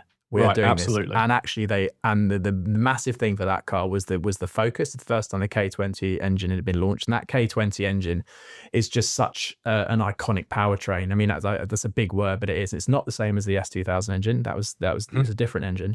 And 2-litre double overhead cam and very, very, very, very VTEChy. So 6,000 RPM kickover happens and all hell breaks loose. Open diff as well on the UK version, the European versions. But the fact it was built at Swindon and it was the bread van design of the and it just seemed to come out of nowhere, but it completely dominated the segment because of its track focus, and it was actually quickest in the segment of all its competitors as well. And it had that amazing gear shift up on the center console. Really, so attribute performance. These are all the idea. Like, this is where they must have locked up for the year 1999, unless you were in the EK9 product. The person behind this must have been locked in a cupboard somewhere. Because there's so many things here that you go, no company could have gone from 0 to 100 with this. They had to have had products and engineering and a lot of expertise for the conversation to be, well, if we do this or if we do that, or this might make it a bit quicker, but this is going to make it more fun. And the whole tripoding thing as it goes around a corner, and the product that they finally come out with isn't something that you get by accident. It was a vehicle that clearly had been through so many different iterations and challenges before it got to the market, because it's not like they sat there and went, okay, we've released it, probably not as good as we want, let's do a quick update. It absolutely just right. And from the leapt out the gate. From I think it was a CF generation Civic, Type R was in it right from the outset. They made a decision strategically early on that car was going to be a big kind of motivation thing for the Swindon factory. They're going to build this car here, and it was, and the thing about it was the performance to price ratio was incredible. I think it was 15,995. I was going to say, when it came out. I think there was a 16 grand basically, and it was optional air conditioning. It was, and it was fitted it was fitted at the import centre in Avonmouth. It wasn't actually fitted on the production line. So yeah, I think even the last ones were 17.5 grand with every option too, because they did the premieres, which we'll come on to in a second. But this was, if you were a car enthusiast in the mid 2000s or early 2000s, you could be under the age of 30 and get yourself a brand new hot like car that I think a lot of car enthusiasts today would love to see a manufacturer able to do. But that's more of an economic story. Wages haven't increased at the rate of other costs, but there was a sweet spot here where people who had a reasonable job, maybe not minimum wage, but just didn't have to be earning absolutely aspirational car. Yeah, you could be 25, doing okay for yourself, walk into a Honda dealer and maybe get a few £100 off, or whatever, free floor mats. And 25. Well, that's actually reminds me of a very painful story. So while I was working at Honda UK, they had Civic EP3 Type Rs on the company car scheme. So we leased them. Yeah. And trouble was the cutoff age, you could not have one if you were under 25 years old. And unfortunately, the EP3 stopped production 6 months before my 25th birthday. So I can never actually have one. I'm not bitter, Miles, honestly. It doesn't seem it, no. That was painful. And actually, I took part in writing the press release for the final edition So I organised the photo shoot at Swindon factory for you the should have got the last dates Type R. wrong. I know. You should have written in the press release. Well, we said it now. We'll have to keep making it. Yeah, It's exactly. 07. Got to carry on. So as we actually had a photo shoot down at Swindon, the last Type R being produced. It went to a UK owner. It was Nighthawk Black. Excellent. And it was we wanted to make a bit of a fanfare about it, because by that stage there was still no guarantee that the following generation Civic was going to get to Type R. So there is a gap. Run out. There is a gap. There's a 2-year gap. I just want to just close off the because I think Civic's really going to be where this conversation now goes to. But the Integra DC5. Yeah. Okay. It's out. It's doing well in Japan. It's not an international car, but I think possibly led from how well this is doing in Europe. People in Europe knew about the Integra, which is very odd. This wasn't a car they had in their market. It wasn't a car they were being offered. It wasn't a car that was going to come to Europe. And yet, if you went, in 2004, if you went into a car forum and you were there talking about a Civic Type R and you were broadly having a conversation, Integra Type R would be somewhere in the conversation. I think part of that is that they had the previous model, DC2, and that had a following. But people were aware of a car. The Type R brand had landed at that point. Yeah, and really had. And it was just because it was so uncompromising in all the most positive ways. I agree with you completely. I think by the time EP3 came out, Type R was, and the performance car in the community really got it. It was not perfect. Absolutely not. No. But DC2 got blooming close, though.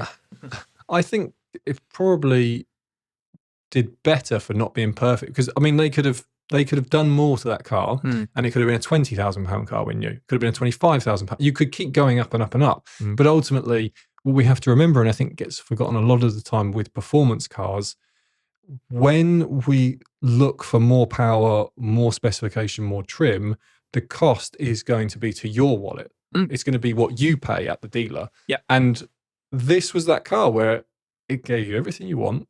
Navigation was also optional. But you didn't get loads of stuff. You're not even getting air conditioning as standard.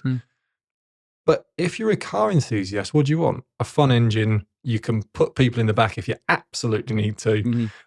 Some nice suede seats, that hold you in place. Independent rear suspension. An engine that just made your Monday morning so much better.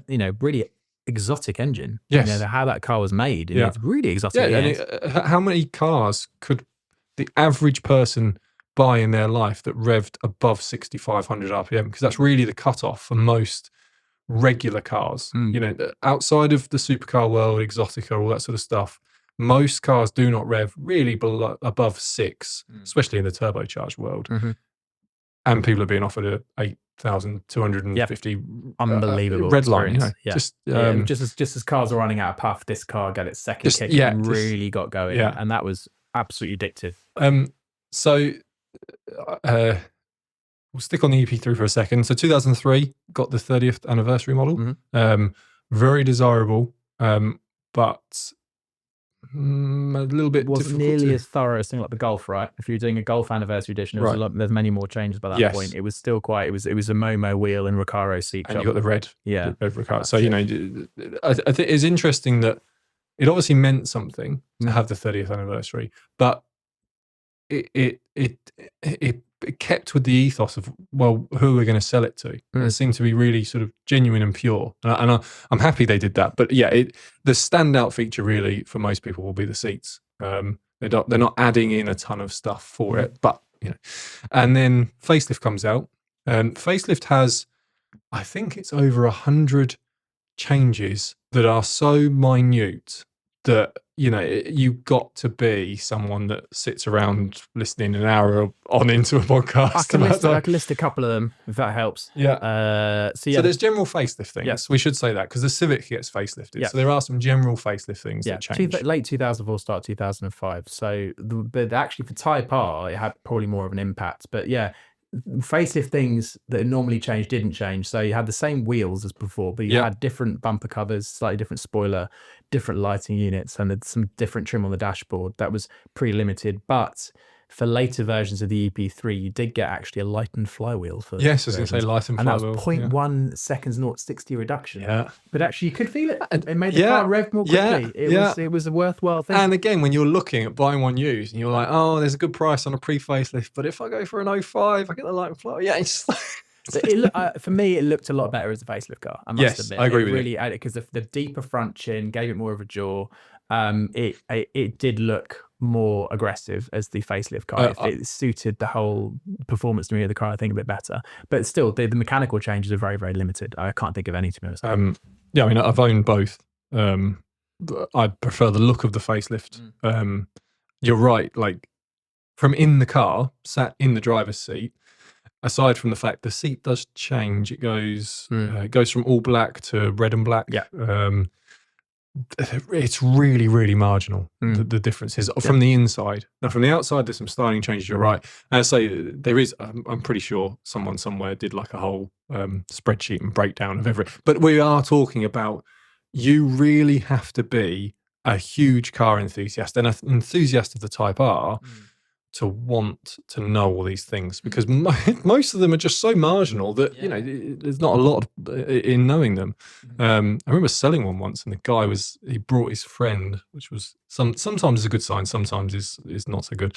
And this was one of the not so good, where he seemed to pick apart everything, and I was like, it's a 15-year-old Type R, But there were little things that you can know about them. The rubber covers on the boot. These things changed marginally, and if you had a pre-facelift one, it must have been changed and blah blah. And I'm like, well, this is the level that you could get to with this Type R. I think the one that stood out for me was the Premier Edition, because it got, again, seat change. Amazing seats, yeah, really absolutely. And if you were particularly tall, I don't know, actually, so both Owen and I are very tall, but we're slightly differently proportioned. So I don't know if you ever had a problem in the Type R. No, it was fine for me. I was pretty good. I mean, the steering wheel rake was always slightly awkward. I saw people you could put a steering spacer, and that would, because the steering wheel for me was always just too far away. Yeah. And also you could, if you had the Premier or the Anniversary, you could get lower seat rails. Okay. So if you wanted to sit lower, because the sort of rally car vibe lower is better in seats. Yes, exactly. Or you were particularly tall, then you couldn't. No one had done that for the regular seats, but they did do it for the aftermarket. The Recaro seats that they put in. So if you are very tall, then there's one there for you. I did not know that. But again, I tried to buy one when I bought my second Type R. Really tried to get a Premier, but the money difference it's a big jump. It wasn't a big price jump between the standard car and the Premier, but it was a run-out version of the EP3. But they've held their money really, really well. I think thanks to those seats, because there was no exterior differentiation. There was no badge. And it's not. It was just the Momo wheel and those Recaro seats, which were even more heavily and no more power either. Because if you do import one from Japan, it is more powerful. I think it's 217 horsepower. So just over 220 PS, and that's because it's the intake. Yes, different intake. So yeah, and there are the exhaust thing. So if we get onto modifying these, they're a very, very long conversation, because the amount of companies that set up, around doing intake exhaust, like doing that very old school, basically how it breathes, not too much about how it combusts and how it breathes out. And that's where a Type R could. And if someone ever comes up to you and said they've got their Type R mapped and they've got an FN2 or an EP3, the earlier ones, then probably don't listen to them. I don't know. Maybe from personal experience. Yes, I think maybe you get 5 horsepower from max. The idea that the Honda, the engineers at Honda could not get as much as your mate down the road. It was restrictive for European emissions regulations and ultimately regulations it needs to be matched with a lot of breathing stuff. So you could, if you've done breathing modifications to them, then yes, you can then map the engine to accept more air. Yep, absolutely. But if someone just as we can cover that in the Mugen part. Yes. Now, FN2 follows it up.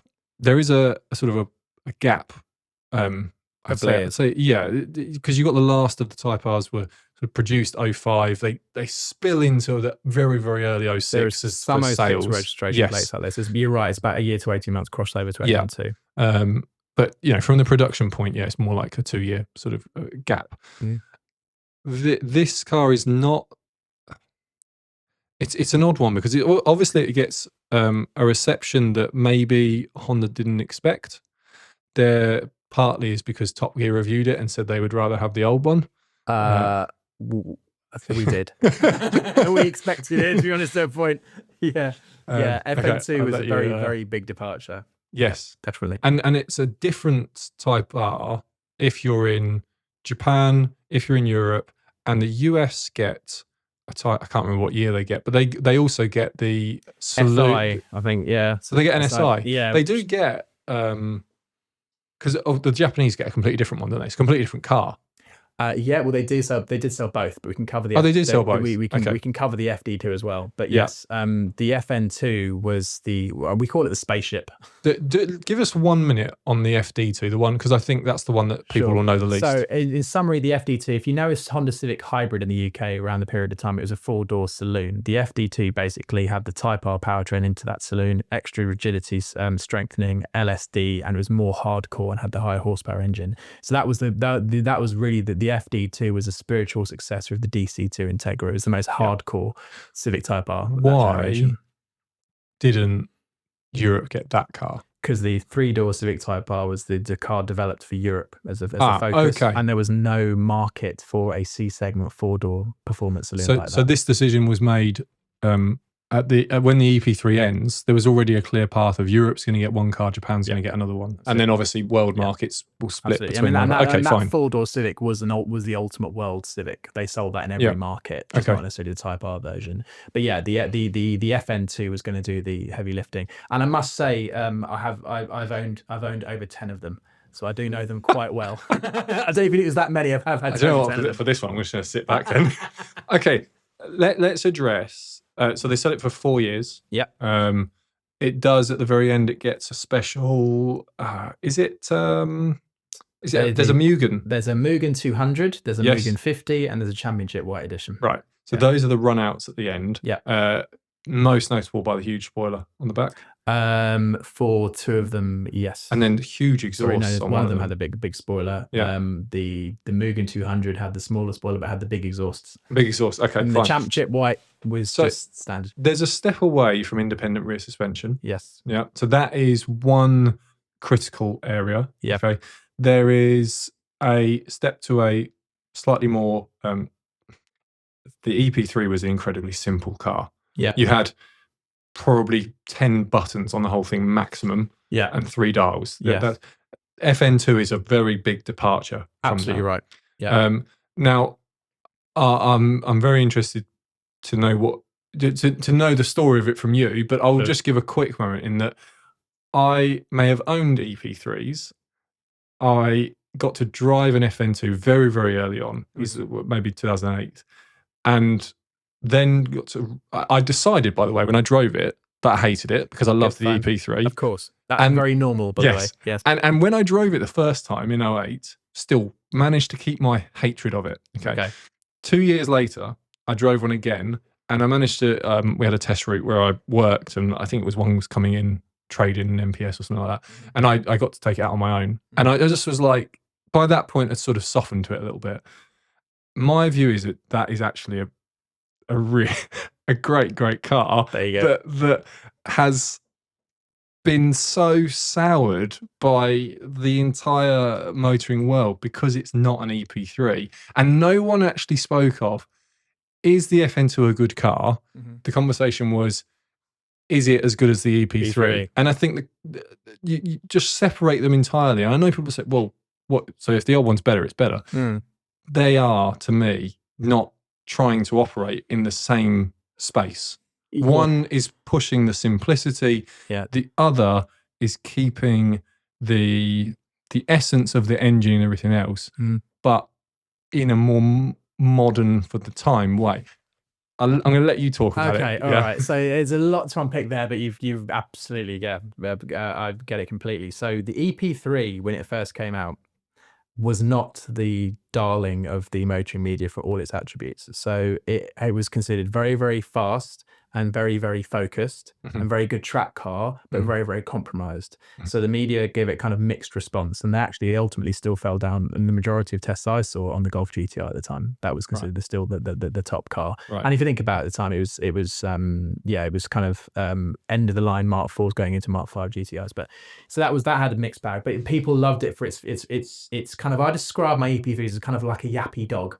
Very agile, very mobile rear end. I've spanned mine a couple of times on track, and it's very, very, very, very dicey. I span one, sketchy. An EP3. I span one in slightly wet conditions, doing no speed at all. Yeah, it came out of nowhere. Yeah, and they'd say it was very, very live wire and agile, and very responsive. Yeah. The FN2, by the nature of the car, was more kind of grown up and mature, but they'd still done a lot of work to try and get that car to have the excitement. So actually, it had a shorter final drive ratio than the EP3.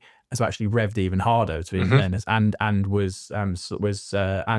to offset the fact it's slightly heavier. So actually 0 to 60 time is the same as EP3. And it's actually the FN2 was quickest in its class, believe it or not. I mean, but you're right, when the FN2 came out, the fixation was the fact that it had gone from independent rear suspension to torsion bar suspension. And that was it. People were like, well, it's a massive retrograde step.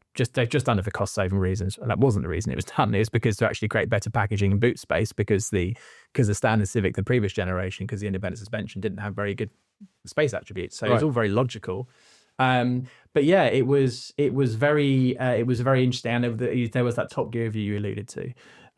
But it's probably the Civic Type R for me. It's gone on the biggest journey in terms of where it started to where how it's felt now. Actually, you see some reviewers now, because Honda UK still have one of their original cars on the fleet, OEB, yeah, so the template version.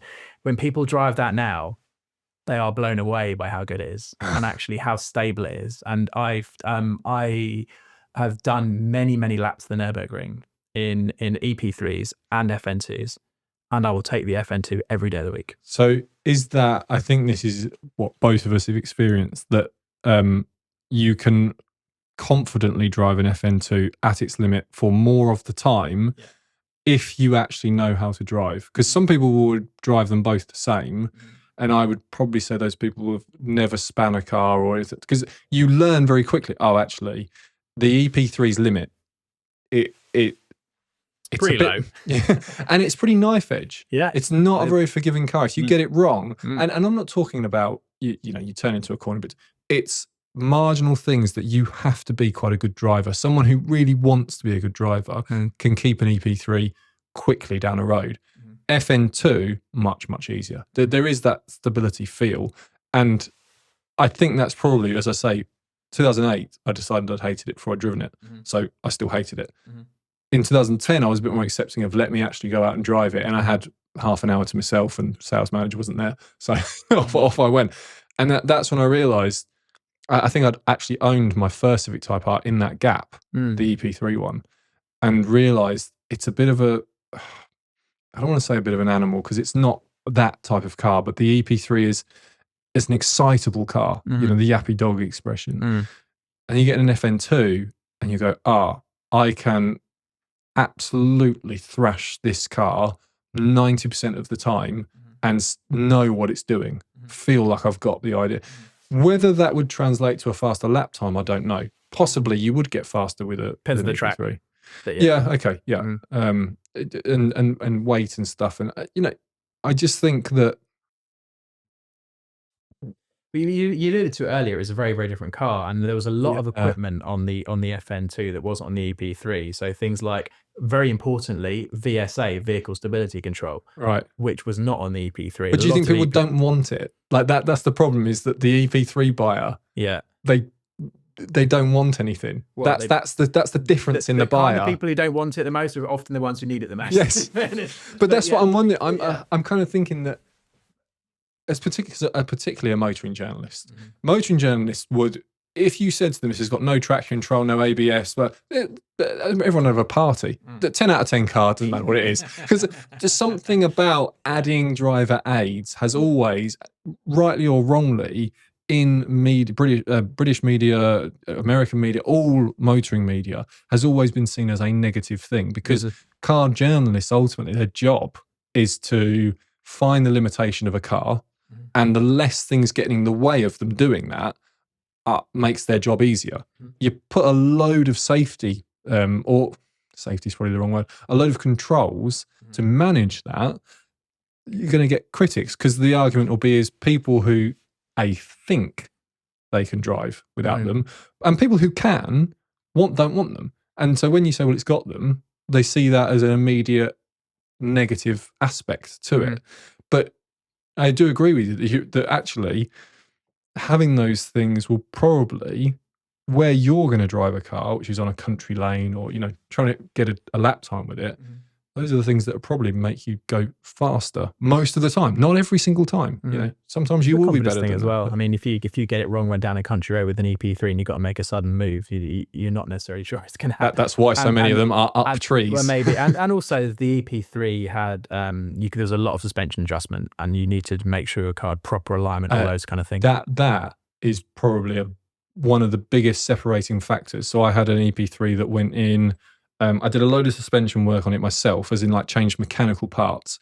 Took it into a garage, and I went in, of course, off a forum. I had the alignment instructions written on a scrap of paper. Brilliant. Because there'd been a thread 25 pages long of people saying, well, I've done this, I've done that, and it's all the tubbing angle and blah, blah, blah. And then there's this like unified agreement at the end that it's this, and this. So I've gone in and I've said, I've bought, I don't know, you had to buy adjustable camber arms, because I don't think they're adjustable standard. Bought a load of other bits and pieces. Standard ones are seized as well. Yeah, so yeah. Yeah, I remember that fight. Yeah. Went in, and I thought that they would just do it. But the note went to the reception. Reception didn't give it to the guy doing it.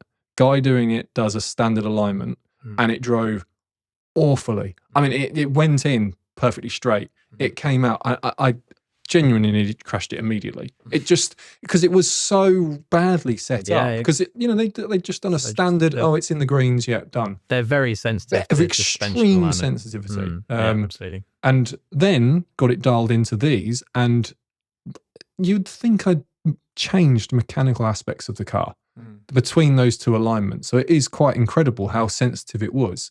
Whereas I don't think in the FN2 that's the story at all. No, I mean, you shim the rear end, the rear torsion bar to do certain things, and you can set them up really nicely. But as a off the shelf, they were very, very strong cars. Yeah. But they're the community, and we'll sure we get lots of comments on this podcast. I separated over those cars. I've owned all of them, and a few of them. And I feel more confident more of the time driving it harder, right up to the limit. In an FN2, and the aero's better, the track's wider, and it's still very, very quick. So yeah, but I love my EP3s and love my FN2s. So then there's a gap, and I'm going to use this gap to talk about the cars that, so between 2011 and then the Type R name gets put in a box, basically. It's not on anything. So it just got almost forgotten, put in the corner.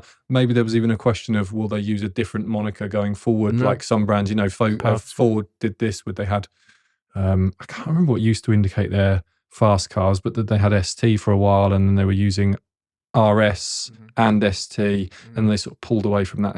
And years before that, you didn't even have ST, you had other. So manufacturers do change the moniker. But we're going to use this, so it's a 4-year gap between the next Civic Type R.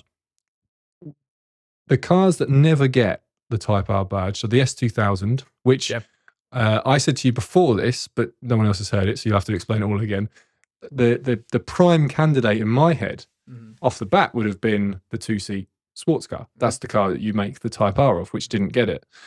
It never went onto any SUV at all. And Accord aside, it really never went onto a car that couldn't be a track car. I mean, even the Accord could probably do some touring racing or something. So it's very, very different to almost all other. I think, for example, Toyota GR, I'm pretty sure the GR goes onto a pickup truck or something in the US? Yeah, but it's a trim level. It's a trim level, yeah, okay. But they are. But I mean, there was never a Type R trim level. No. There was a Type S. Yes, there was Type S. Yeah, but they never sort of went, how do we hot up a CRV Type R line? No, you never did that. You're right. They never did No, that. they did It that. was, if it's a Type R, it's a Type R. So there were a lot of cars that didn't get it, but I think the standout car that didn't get it, S2000. Why? Yeah, so that's an interesting one. I mean, the S2000 no Jazz as well either. There were a lot of people calling out for a Jazz Type R. Well, there's a few Jazz Type R's now because the K20 swaps eminently doable on a Jazz. But yeah, the S2000. So the S2000, to really praise it very, very quickly, was Honda's 50th anniversary present to itself, because Honda's first ever car was a two-seat sports car. The S2000 came in 1999, was a two-seat sports car. So 240 PS engine, the F20, rev to 9,000. In short, really shortly, it was basically already pretty strung out. And it was already very, very focused. It had an X-Bone chassis, race car suspension, fully adjustable. It was already considered by the world and the media quite edgy and also quite stiff and uncompromising already. To make that car a Type R, would have taken a lot, especially the marginal gains. So the car was already very, very light. S2000, it's only about 1,200 kilos. So there was not much to take out from that to make it any lighter. You couldn't make the engine go much harder, not much more horsepower. You couldn't really make it rev any higher. So fundamentally, to get and it was already a very expensive program. So to up it again even more, to me, even more hardcore level would have been very, very difficult, I think, to make that Type R. There was a, you said earlier, before the podcast, CR? Was it CR in the US? Club Racer. So that was a run-out version of the S2000 around 2007, 2008, where they basically just reduced weight and made the suspension a bit more, suspension calibration a bit more focused, similar to what they did to a run-out version of the FK8. So that was a very well sought after car. So a good CR S2000 States is a very sought after car. They also did a Type S version of the S2000 in Japan. So there is a Type S version, which is a bit more focused in terms of slight suspension changes, but it's more a trim level thing. Okay. So in answer to your question, I think S2000 was already super focused at its core DNA. It was never designed to be a GT or there was no efforts for any comfort in S2000. It was all super focused. I think there was more headroom in the standard Honda NSX to go Type R. I basically, in summary, don't think there was headroom enough in the S2000 to make a compelling Type R version. Do you think there was any Honda that didn't get a Type R treatment that could have? Well, I mean, that's a big question. In the last 25 years, I'm not saying that, because obviously NSX was launched. I mean, there's always Prelude. So Prelude had for the generation that ran alongside the Accord Type R at the time, had the Motegi version, which had the 2.2 Accord Type R engine. So that was already pretty hardcore.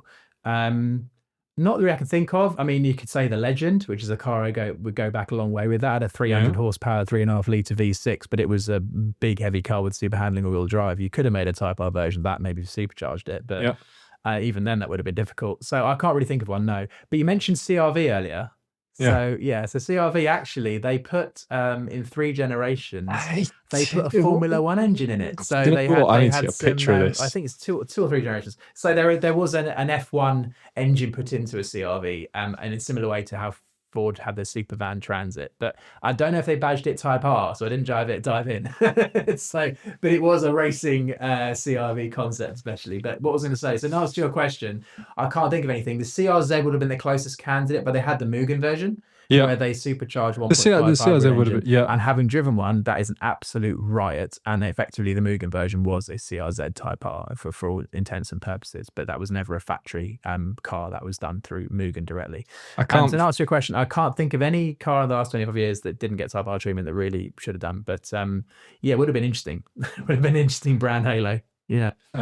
I can't find this car because all the news stories are about Max Verstappen driving an 800 horsepower CRV that they've done more recently. Very recently. I think this is like within the last year or so. Okay. Where they obviously put. But they've been doing 800 horsepower. They've been doing F1 powered CRVs. They've done a couple before then. Easy. So, but I don't think it's been communicated too widely outside. Yeah, which is. I mean, like these news stories are not in the UK. Yeah, exactly. I think it's more of a Japan thing. So in terms of demonstrating what they can do and having some fun with it. Okay, so that's why it's just really from a point of being interested, because the fact is most brands that have a halo badge will put it on any and every car they possibly can. And Honda don't. Yeah, you know, and fair play. I mean, don't brand a car Type R if you don't believe you can get the attributes to actually justify it. Which I suppose is probably why, as car enthusiasts, we love them, and probably there's probably a business case that could have been made that they chose not to go down that route, because ultimately, the Volkswagen Group have the line across all of their brands they have, and that just takes the styling of the hot, and they obviously sell them. So that there's a commercial, and I'm not knocking them having it, because it's nice to be able to buy the lower version but have it all kitted up. But it takes an enthusiast to say there's money on the table that we could snatch there, and we're not going to. We're just going to leave it there. We're not going to worry about it. And in fact, if we don't think we can make a car worthy of the badge, can you imagine if Volkswagen came out tomorrow and said, Mark 9 Golf, we're not going to do a GTI. We're not coming back in the Mark 10. It just would be that would make more headlines than that would definitely be a bit of a I mean, I suppose up to that point, Type R had been quite inconsistent and illogical, as we alluded to earlier, in terms of certain cars being launched, certain cars not. We talk about the EP3, but of course, if you're listening in the US, you didn't get the car. You got the SI, for that Still generation, but not the full-blooded Type R that we got. No, you're right. So just this oddity of it coming in and out of markets, and again, when we talk about the FD2, depending on where you're listening, FN2, you might be listening thinking, FN2? What's that? Well, it was never badged as Type R in Japan. It was built in Swindon and then exported to Japan as the Euro R. And then they all had LSDs, and that was a thing that happened in 2010 on the FN2, where the GT models got the LSD after the Championship White Edition, and that made a huge difference, actually. LSD and Type R really works well. Definitely. But no, in answer to your question about the S2000, I think they couldn't have got the step forward to do that, and that the engine program required to make that engine Type R would have been astronomical, and they couldn't have enforced induction to done that to that engine, because they would have put extra strain in the gearbox and all those kind of things. There's various engineering reasons as to why, but fundamentally, to make a Type R S2000, there would have been too high expectations. People would have been disappointed, and they're not gone far enough, right? So we're now in the sort of end of the show, because the car we're going to talk about here is a bit of a continuation piece, really. So it's three platforms, 3 generations, but really we're going to be talking about a very similar design ideology in a way, because we switch and the Type R becomes turbocharged. It does. So, everyone was horrified. Although I think this really sat where a little bit generationally. If you were young enough to not associate the Type R name just with VTEC, or you weren't paying that much attention, it wasn't that big a deal. People who spent all their days watching EK9s and EP3s rev their nuts out on YouTube, this was just straight up sacrilege. Put a 3-litre in if you have to get more power, Exactly. Put a 4-litre in before you do. Absolutely, make it so it was an interesting sort of split going on. But of course, behind it all, you kind of knew, well, there's a tuning aspect to this, that if you are a big fan of this brand, this gives it some extra headroom, but also it keeps it alive, because ultimately it can't come back with a 2-litre 220 horsepower engine. We're just not in that world anymore. Yeah, exactly. And getting naturally aspirated engines to comply with European emissions regulations was very, very hard to do, especially that the nature of Type R engines and how they worked in VTEC, etc. But that generation of Civic, I know that. So when it had the Type R, it was only lived for 2 years effectively. And that's because the decision to make the Type R version only came once the base car had already started production. And the code name of that is 2KC, the 5-door Civic that came out in around, 2013. Oh yeah, because the Civic also becomes 5-door. Yeah, exactly. Sorry, Type R becomes 5-door. So that was the first ever 5-door Type R, and first ever turbocharged one. But actually, it relates to what I mentioned earlier about the leadership of Honda at the time. So that Type R was effectively requested and by a new CEO to say Honda needs its mojo back. So therefore, we need effectively one of the manifestations of that was make a Type R Civic for Europe and make it good. And because that car wasn't sold in Japan, it wasn't sold in the States, it was a European thing. They had to do a lot of that when the platform's not developed to be a Type R, there's often some compromises. So that was that was a lot of horsepower, and again, still torsion beam rear suspension. But it was considered one of the rawest and most focused Type Rs ever made. It was actually the FD2. So it had 306 horsepower, locking diff, and still manual gearbox. There hasn't been an automatic Type R or two pedal one. And quite a lot of body changes, so wider wheel arches, really focused suspension, adaptive dampers, the first on a Type R, and really, really super focused and hardcore. But yeah, it had to be really to be able to deal with that kind of power. But the reason it had a turbocharged engine was for the reasons I mentioned earlier, but also the competitive marketplace it moved on. So by the time that car came out, a Golf R was already in existence. The game had moved on, and Honda wanted to make sure the car was super competitive, and it set the Nürburgring lap record for hatchbacks as well. If anything, the FN2 was kind of out on its own, because back then, 2007, I'm trying to think if there were any enthusiast NA cars, hot cars that were not with a fairly exotic badge on them. You know, Porsche had a Ferrari, all these still had naturally aspirated engines, but back in 07. Yeah. But it was an outlier, I'm just trying to think if there was anyone. I mean, the Nissan 370 or 350Z, but really we're talking about sports cars. It was all turbocharged at that point, so this kind of feels like it was due, but it lived quite a short life. 15 to 17, and it's gone. Replaced by, now I'm guessing there was two things going on here, because they want to take the car to the US. They also have they're dealing with some of the reception they've got off of the launch of this car and how it's sitting in the marketplace and everything else. Exactly. It doesn't, ultimately it sold 7,500 units in those couple of years. So it's not. And the FN2 was the biggest selling three-door hatchback in the UK. I'm trying to see if I can. Massive volume. I can't get a figure. Let's see if we got a figure. FD, FN2. I've got a figure of 13,400 over 4 years. Sounds about right. FN2. For the whole of Europe. Yes. And then I haven't got EP3 numbers. FN2 is more than EP3, but right. FN2 and FN2 was a lot more than FD2. EK9 though, I'm not sure if according to this, EK9 had 15,900 units. Not bad. So good going for considering that was 2 years. Only Japan only as well. But I guess probably a reflection of the time. They were probably one of the. I'm trying to think what would have been a competitor. 1998 hot hatch. What would have been coming up against an EK9? Blimey! No, I mean we were still just into Mark IV Golf GTI at the time. Renault weren't doing anything too spicy around then, I don't think. It's an interesting that. So anyway, there is a move though, and it's quite a quick move. So that car comes out. It obviously has a mixed reception. Some people are very happy about it. Some people find it a bit of a challenge.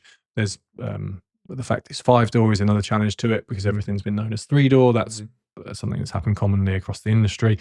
But it appears they do a lot of listening.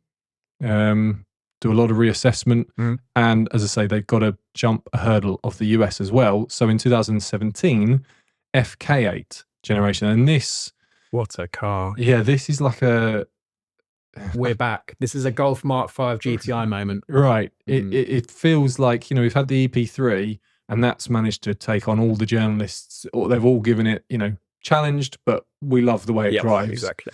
FN2 has been challenged, but secretly I think people kind of know actually it drives pretty well, but we'll hate it for these reasons. I think the FK2 was saddled up with 4 years of waiting. Delivering them 4 years of waiting would have been near impossible, and it was a very short program because the decisions were made to build that car was very late. Yeah, so you've already. The Civic had been out for a few years, so and it's sort of an end of life car.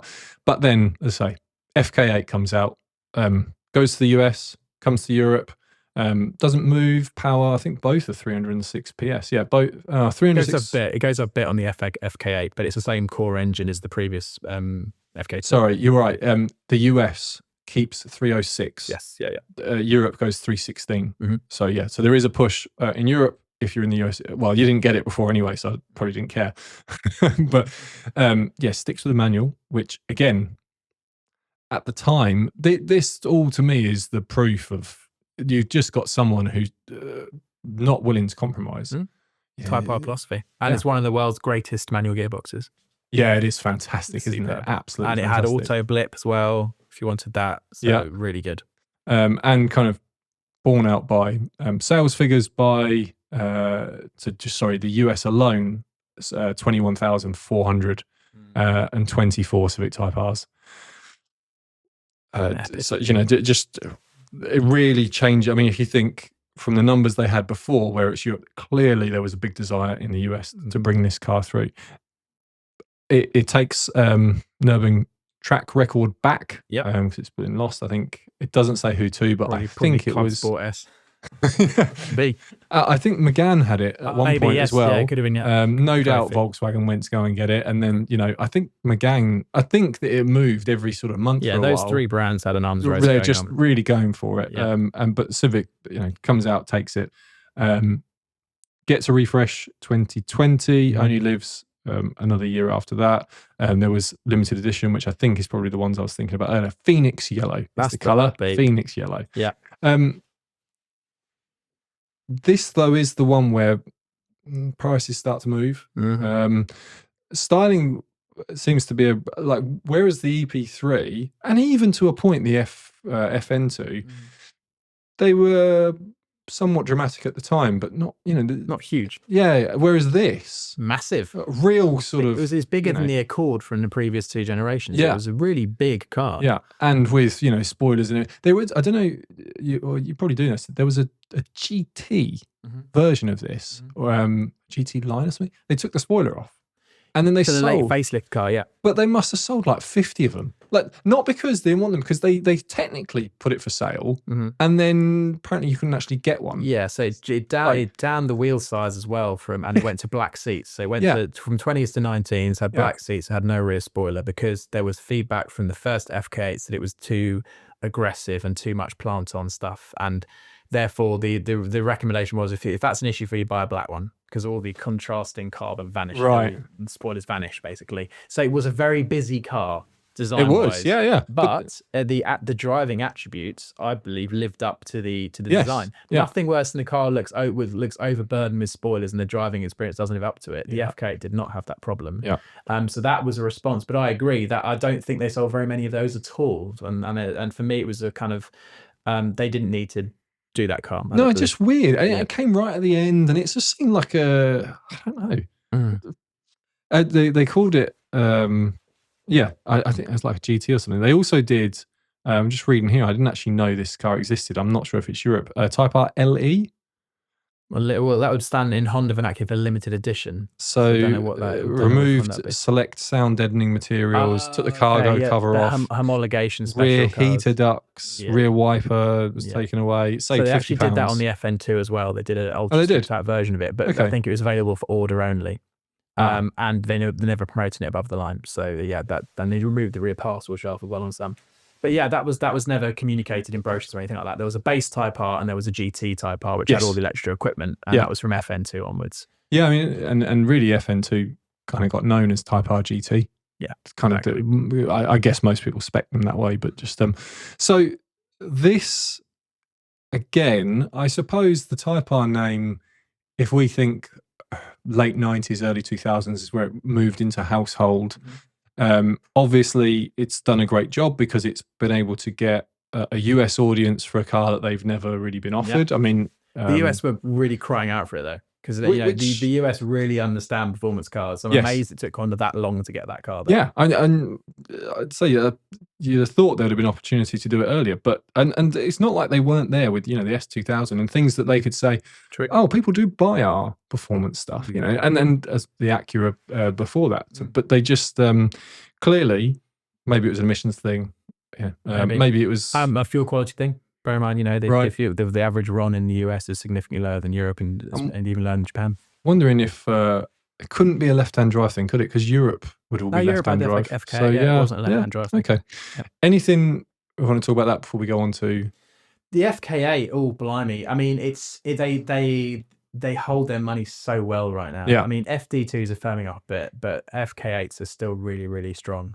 Just the design was the only really divisive part of that. Yep. That for me, the FK8 was the point that the Type R went back to #1 spot in terms of the media reception to the car. So Type R for me, up to that point, had always been playing second fiddle to the Meganes and the Golf GTIs in group tests. This is the point where the FK8 leapfrogged everyone. Yeah. And it was now, and I don't really know anyone who didn't really gush about the car. The issues with it were about the interface. So things like you couldn't set individual settings on the drive modes. So you couldn't adjust the steering to be different to the throttle map, to be different to other things. But they fixed that on the later cars. That feels very Type R. Yeah. I mean, it feels like that someone in Honda goes, "You want to do a comfort steering with?" No. You can have a Type R button. Quite or right not. too. I get that. But that was. But then someone took them out on some bumpy British roads and went, "Look, we need the comfort suspension." Well, and competitors had individual modes, right? So and maybe the driver feels like they know best rather than the company, which I get. I mean, we're all been there. We've all been there. But yeah, the FK8, just the mechanical package, and it was the reintroduction of independent rear suspension. Which they'd been pushed back on the FN2, I think unjustifiably, because some of the world's greatest hatchbacks have beam axle rear suspension. Right. 205 GTI, clear 182 trophy, Megane trophy, all have got the beam axle. It doesn't stop a car from handling brilliantly. Do you think that's a gap in knowledge? That's just someone who understands. Like if you work in an engineering sphere and you work. I don't know. It's cheaper. Beam axle was cheaper to do. So that's just the answer to it. It's just cheaper. Yeah. And there are benefits because you have more boot space, which for the core Civic is fine, but for Type R jarred a bit.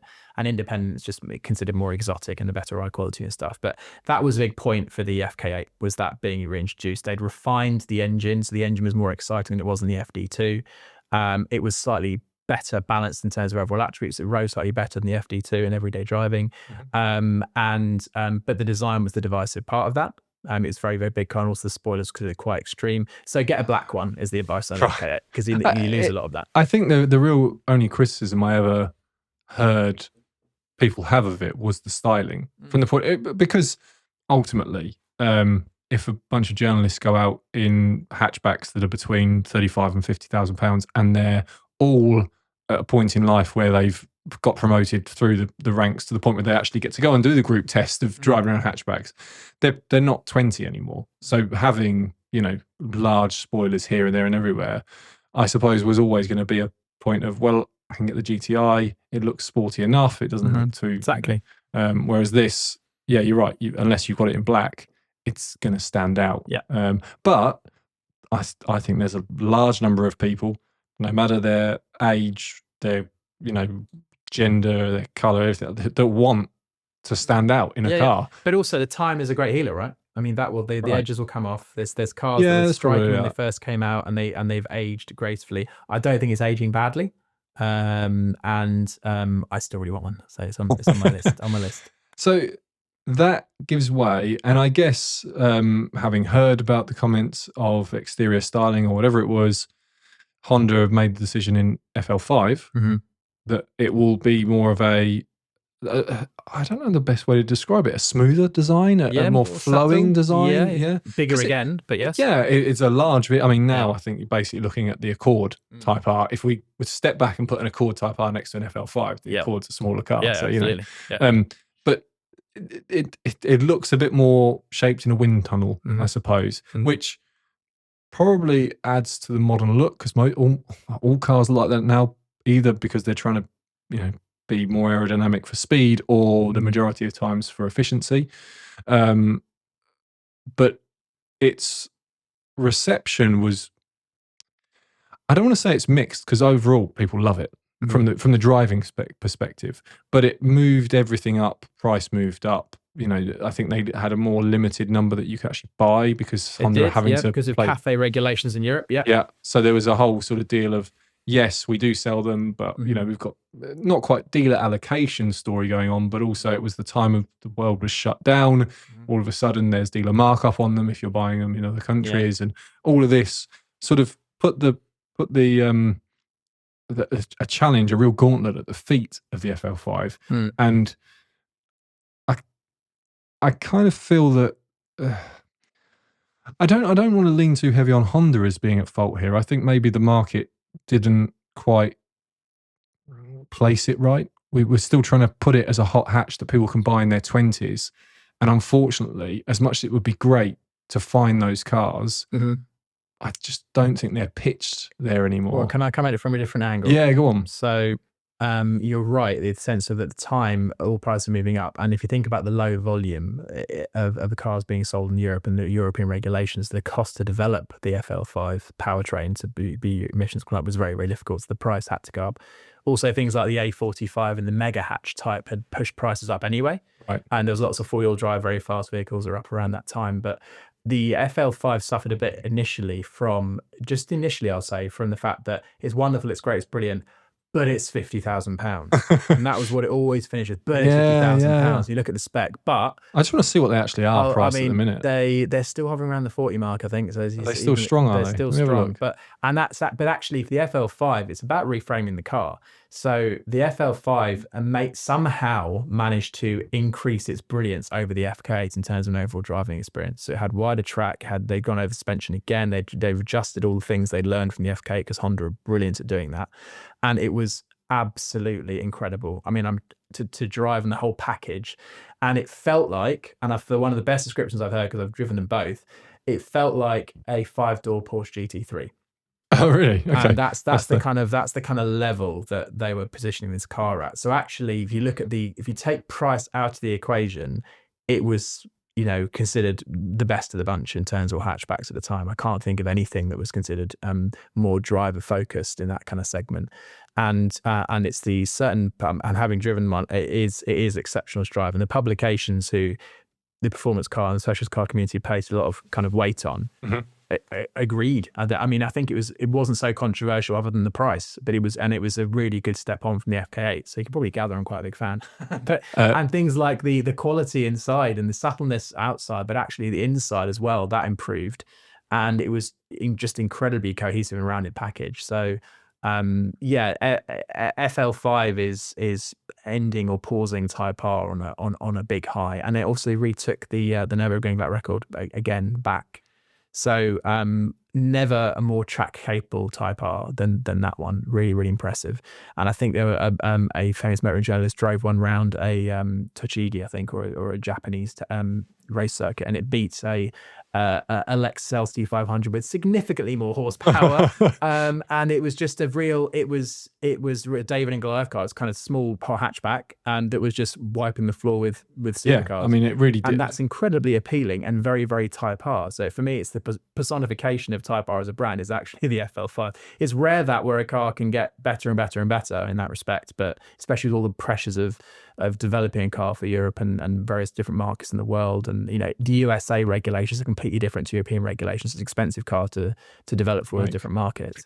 It just blew everyone away. So I'm really impressed with the FL5. Great car. So I suppose where Honda could say they were justified. So it's Sportline, by the way, was for the previous Sportline, gen. yeah, absolutely. I was looking through the class like Sportline. That must be it. And yeah, that's like a mid-80s course. Yes, yeah. So it's a Civic Type R Sportline. Okay. But I suppose Honda could say could feel justified in the price because looking at on the used market, a year-old one to a 25 is £48,500. Yeah. The cheapest you're going to get is an early car. This will look. That one's 38 grand. I'll check that one in a second. But £40,000 is the bottom of the market. I just want to see this one. That's good depreciation over 4 years, right? I mean, it's not bad at all. Incredible. Like and these cars have done mileage. They've done 20,000 miles. Yeah. It's. These have not been. And people, I think, feel like that car's never going to be replaced, and in terms of that level. But Honda have surprised us before, may well surprise us again with the next gen. But the FL5 is. I can't believe how difficult that. There's 14 of them for sale on Auto Trader. Yeah, so people keep hold of them. Yeah, they do. But I mean, which is a real sort of a cornerstone. There's a clue. But I mean, we forgot to mention, but it was the previous as the K8 generation when colours started to come into it. Yes. And continue from there. Mm-hmm. I suppose the thing that I'm sad about for this generation is that it feels that because of the price, it didn't get a fair go, both from the media point of view, but also who's the buyer, I suppose, is the challenge you're going to have with this car. So Golf R's, yeah, you could say Golf R and Civic Type R have always been in the same era, but as that car has matured, an all-wheel drive Golf just has such mass appeal, and the fact you could have it as an estate and everything else is more probably arguably more rounded, but less focused by that very nature. Yeah. And what the Type R did is say, who's left? Who wants the focused vehicle? So we're selling it, and unfortunately, it for whatever reason didn't meet a mark, and it's a shame because both you and I will agree that it's a fantastic car that is hugely desirable, but I mean, neither of us turn up to a Honda dealership with our deposit in our hand. So, you know, there's an aspect to it that I suppose it's got to be fairly reflected. I mean, they didn't. I suppose the Honda logic was they could only sell a certain amount, and they had such big R&D costs. Therefore, if you can only sell a certain amount anyway, then you might as well charge more for it. Yeah, why wouldn't you? Absolutely. And the position, and also because the volume's quite small, they can't put a load of big marketing push behind that car, and they had to let the press really do the talking for them. I think, but you couldn't justify spending so much on the marketing. Which almost feels like maybe that was part of the problem. Yeah, because it was always caveat at the end as it's a fantastic car. This is one of the best cars on sale. Yeah, but it's too much money. Grand. Well, yeah, and in the context of the competitor set though at the time, I don't think that was really fair. But you could argue because I mean, the Golf R was closing in on that kind of money by that point anyway. Yeah. But then you could argue, well, this isn't 4-wheel drive. This isn't this is a very kind of different thing. It's not got the value of these cars. Yeah, it absolutely did. You look at the type of tires it uses, the sophisticated suspension system, the LSDs, all those kind of gearbox. And the reason you would want all-wheel drive is to increase grip and speed. If you create a chassis with such good dynamics and overall ability to carry speed through a corner, you don't necessarily need to have all-wheel drive. If you can do it, it's a huge challenge to do it through front wheels. But if you can master more it, rounded for all year round as well, right? Yeah, so you can use it in the wet and stuff and all those kind of things, and therefore it's going to be more capable of that. But again, it's back to what the Type R DNA brand means. Type R is tight racing, so therefore they don't want to compromise it. They don't need to make the car more usable. Which I suppose is the advantage Volkswagen had. They go, well, the R is the R. If the FL5 was a 2-door ultra sporty looking coupe and had the same dynamics as the standard FL5, people would be blown away by it. So it just happens to have a 5-door hatchback body that's very usable with a big boot. It's an absolute weapon. But I understand that the price at the time was hard to stomach. You look at an RS3 run out at the moment, Audi. That's a 90,000.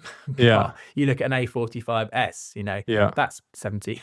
Pounds car. It's not such an issue now, but at the time there was a real jump. I think the FK8 finished. I think it was the gap between the previous car to the new car was the problem. So the FK8 finished at about 37,000 pounds. Yeah, I was going to say this is it was a massive. That was nearly a 25-30% jump. This is probably when we talk about Golf R. This is the difference. Golf R from Mark 6, but particularly throughout the Mark 7, it crept in price. It went from Mark 6, Mark 7, 7.5, 7.5 run-outs, all started to get a bit stronger. Exactly. And the Mark 8, I think at launch, the Mark 8 was still less than 40. It was marginal, but it was less than 40 at launch. And then, it went above 40, then the black edition was sold, and then blah, blah. And now you can, a few bits of spec and it's over 50 and probably over closer to 60 in some cases. The one thing we didn't talk about is, of course, the rev limiter. So 7,000 RPM. So the turbo engines, So the identifier of Type R from the 2000s going into the 2010s is lost in this generation. Well, it swapped over the focus. So you went from previously with the EP3, it was about powertrain, K20 engine, rev, VTEC, fantastic. Carried on to the FN2. Yeah. From the point we had the turbocharged engines introduced, that USP of VTEC was gone. Therefore, your focus has to become back on the drivability. It's an excellent point. And the focus and the hardcore. It goes back onto the steering, suspension, dynamics, and LSDs. And it was no worse off for it. There's always a big hoo-ha when you move with technology. I always mention losing manual gearboxes on cars and going to autos and introducing turbos, those kind of things. Yes, it still revved to just over 7,000, but it was not a VTEC experience, but it brought more focus back onto the chassis. And it means the car was significantly faster. I mean, crudely, it was much quicker. Just we're going to do our picks in a second. But to end the FL5 conversation, do you think there was any element that the badge worked against it? So Audi S3 buyer would have been shopping in the price range of this car. Do you just... we know that if you listen to this podcast, if you're me and Owen, you sit in probably the 5, maybe 10% of car people. Enthusiast, you could spot a car down the road and you know it's this or that. But there is a huge swath of people that they know what a badge is. They know what a BMW is, and past that, it's all a bit of a muddle to them.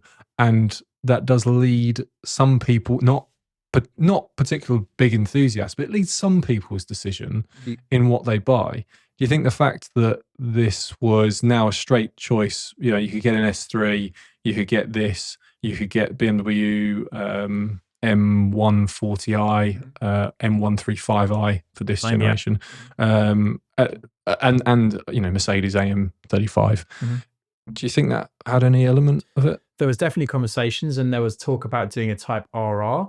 And to compete with the A45 versus A35 type logic and Golf R versus high-level GTI, those kind of things. But from the buyer? I think the FL5 had to sit outside of the normal realms of what a hot hatchback did and does. I never known a hot hatchback of any description to be compared to something like a GT3. Absolutely. So I think we read the same unique proposition. I think we read the same group test. Hey, well, about 5 years ago. Oh, sorry, it wasn't 5 years ago, but I think it was Evo had it. It was in their Evo Car of the Year, and I'm pretty sure that it was this. They had a GT3 there, and that was where the comparison got pulled up. And because you've got to say, there's fun factor, there's road speed, there's driving capability. And also at the end of the day, whatever you buy in life, it doesn't matter if it's a car or a phone or whatever else.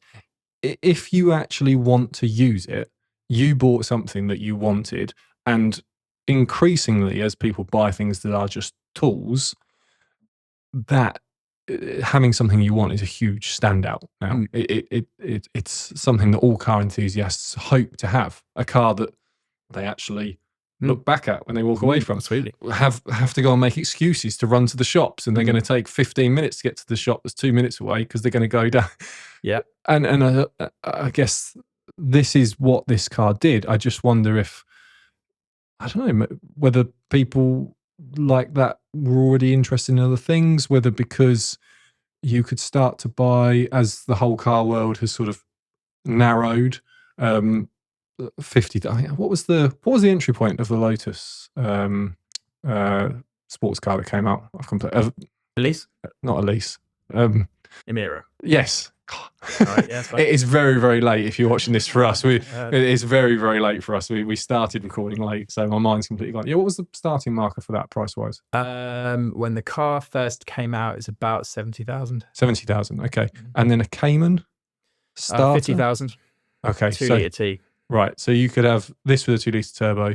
You could have a Cayman 2 litre T. If you put it in that context, it's a more difficult conversation. Yeah. Because the Cayman still had 300 horsepower. Yeah, so you, from power, and again, I just wondered if that buyer, if you're a car enthusiast, you've probably always dreamed of having a Type R, but you probably never thought you'd be looking at a Cayman. I think people who bought those early FFRs weren't really looking at anything else. No, you're right. They'd seen the FK8's response. They said, I want a bit of that. Yeah. They said, it's so capable, it's so amazing. How can the FL5 go better? The FL5 did go better in the first press reviews in Japan, and people just went in and placed the deposit, I think, to be honest. Do you know the car I was thinking of? Alpine, when that came out. That was about 50 grand, 55? A110. Yes, about that. So again, you're proper car enthusiast. You're way right into the heartland of two-door coupe land. There's some very, very exceptional drivers' cars, arguably some of the best in the world. But but this car competed with them. Absolutely, absolutely tussled with them, and fair play, because I don't know many other hatchbacks that have done that. No. It was a kind of what's the expression, that Dragon Slayer or something? Yeah. Giant Slayer. Yeah. And I don't, the last car that done that, and I mentioned it a few times in the podcast, the Won It 2 trophy. And this is the most extreme, this is the extreme car since I think that's done that. So you probably gathered I'm a fan of an FL5. Oh, I mean, I think we both are. I know can be critical of the price like everyone else was, but I think you're kind of missing the point.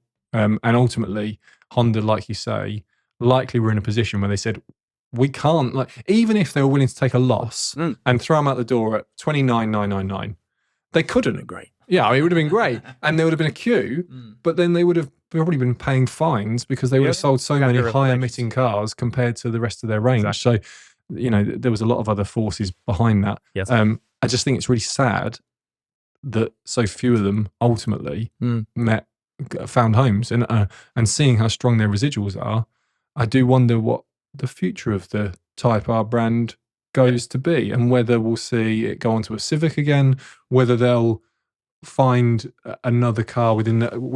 You can take your moment here to explain to us why we're not going to get a Type R Prelude. Well, I'll say to answer the first question, let's see if we can get an interview with the current CEO of Honda. Yeah, and see what day we catch them on. Because I think if you catch them on the right day, they might say, "We're doing it." See how much of a performance enthusiast he is, and those kind of things. But you think we might go through a wave now? It might go through Honda gave that they brought the Type R back. They were on that wave, and now maybe they'll take it away for a few years, and then they'll find a new identity. We'll see what happens. I think we'll be in for a bit of a wait till the next Type R, I believe. And I think, but if you think about the step from VTEC to turbo, I think the jump from turbo to turbo hybrid might be less if they did decide to go that route. Does that make sense? I mean, they might have to go a 2-pedal, so it could be the big drama of having hybrid and 2-pedal, but we'll have to see. But in answer to your question, reference the Prelude actually already has a lot of the Type R suspension hardware in it already. So if you look at the reviews to the Prelude, actually the ride and handling has been pretty highly praised.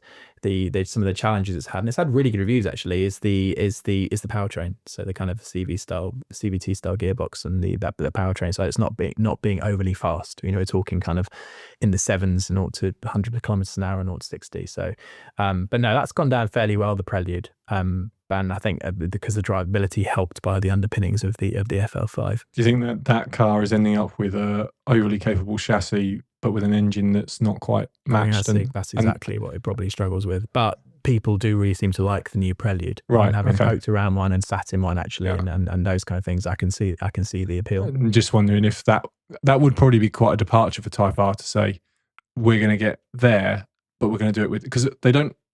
I'm not saying they don't do it with engines, because they always do it with engines, but it's always a big chassis dynamic jump. Jim, like that's the heart of where this started with the NSX. Yeah. This would be doing it differently. It would be, well, the chassis is pretty much fine. Maybe we'll lower it 10 mil or something like that. But actually, whatever they would do if it was Prelude is engine. Powertrain. It would be a powertrain thing rather than a whole and an aero program. Yeah, I mean it would be some spats and some splitters and stuff like that. But but ultimately they would be looking more at powertrain than they would the rest of the chassis. So which doesn't fit too well in the history of what they seem to do. Yeah, I'd be surprised if there was a Type R Prelude. I'm well up for being surprised, and Honda.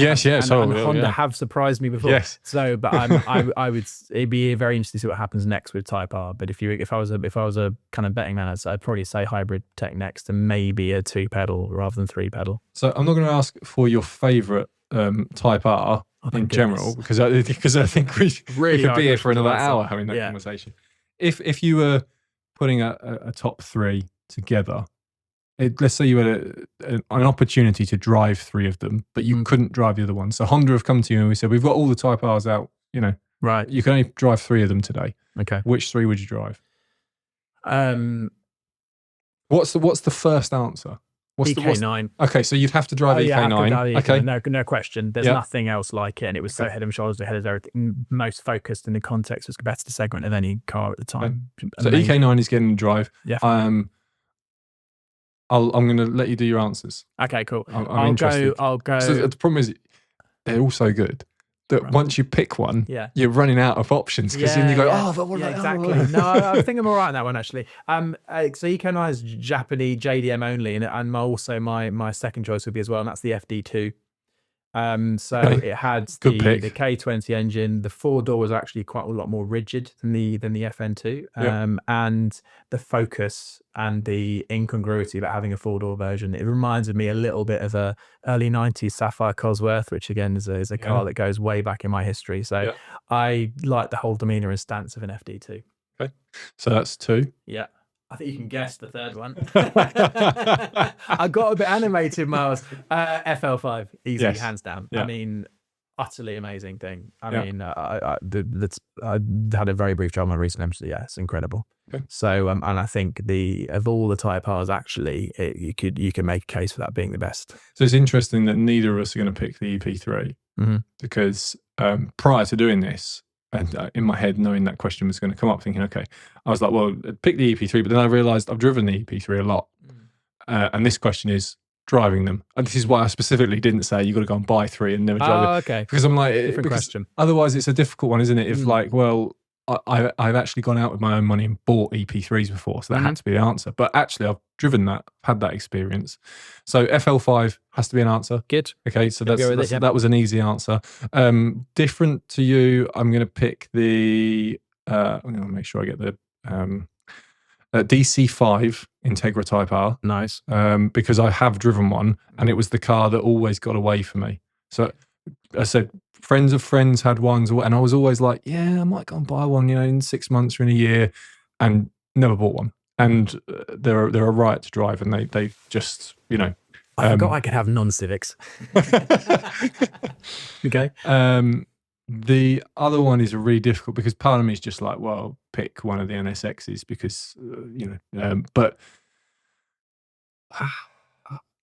from true passion of the vehicles, I think I'd end up agreeing with you on EK9, but I'm not going to pick it, and I'm going to pick the first NSX, the origin of the story, because I think the fact that Honda started with this mindset in that car means there must be something about they captured something within the engineering of that, and I'd really like to experience what it is. And it's such a rare car that I've actually been in and managed to do a very short drive in an NSX years and years and years ago, but I don't even remember the car. It was that quick. It was like 5 minutes, and one came in. It was like there was a little bit of an opportunity. Took the opportunity, and didn't drive it by any means near its capability. Just wanting to at least say, I've driven it.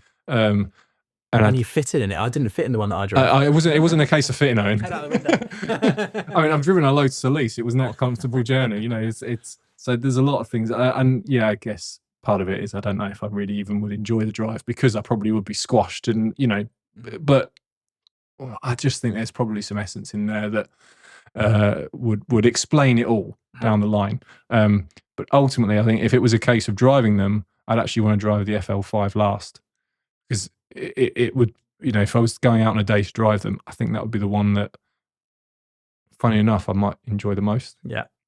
Don't know what it is, but about it. Like the, I think that you specify the driving order, which I think is really wise. Yeah. I'd say I probably want to take NSX out first, just to be like, what's this all about?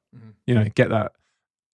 I just want to repeat that drive in a DC5 Integra. And it's funny because the obvious pick for me would jump in an EP3, but I know what I'm getting. So do you know what? But we're both owners. Unless Honda said we've got an EP3 that's only done like 6,000 miles and it's just been our press car, and I'd be like, actually, my answer changes because all the ones I've driven, I can inform you they do. And I've driven that exact car. Have you? So it's cosmic grey. So if you call up Honda, maybe they'll I'll say something like that. Because I'd love to be in one that the first one I bought was original, but I'm pretty sure it's history. I remember looking through it and I'm like, I've bought it original, but it looks like it's been someone's put it back together basically after modifying it. Second one, as I told you, I did a lot of suspension work, and it's one of those cars, I think, unless you had one new, the one you got would have been crashed in some way, modified in some way, or, now rusty and seized up. Yeah, exactly that. So just to drive one as it's supposed to be would be nice. But I can't add it because I've made my pick. So there we go. Right, well, thank you for joining on this one. This one has been a bit of a challenge for both. It's probably going to be our longest podcast, but there was so much to cover, and which is a surprise because when we did golf, we were doing 50 years. This is less time than that. Yes, less cars and iterations of cars than that. But I suppose just a lot more. Demonstrate the passion we've got for the subject. Yeah, absolutely. All right, well, that is all of it. Thank you, Owen, for joining me. Thank you. And we shall see you all in the next one.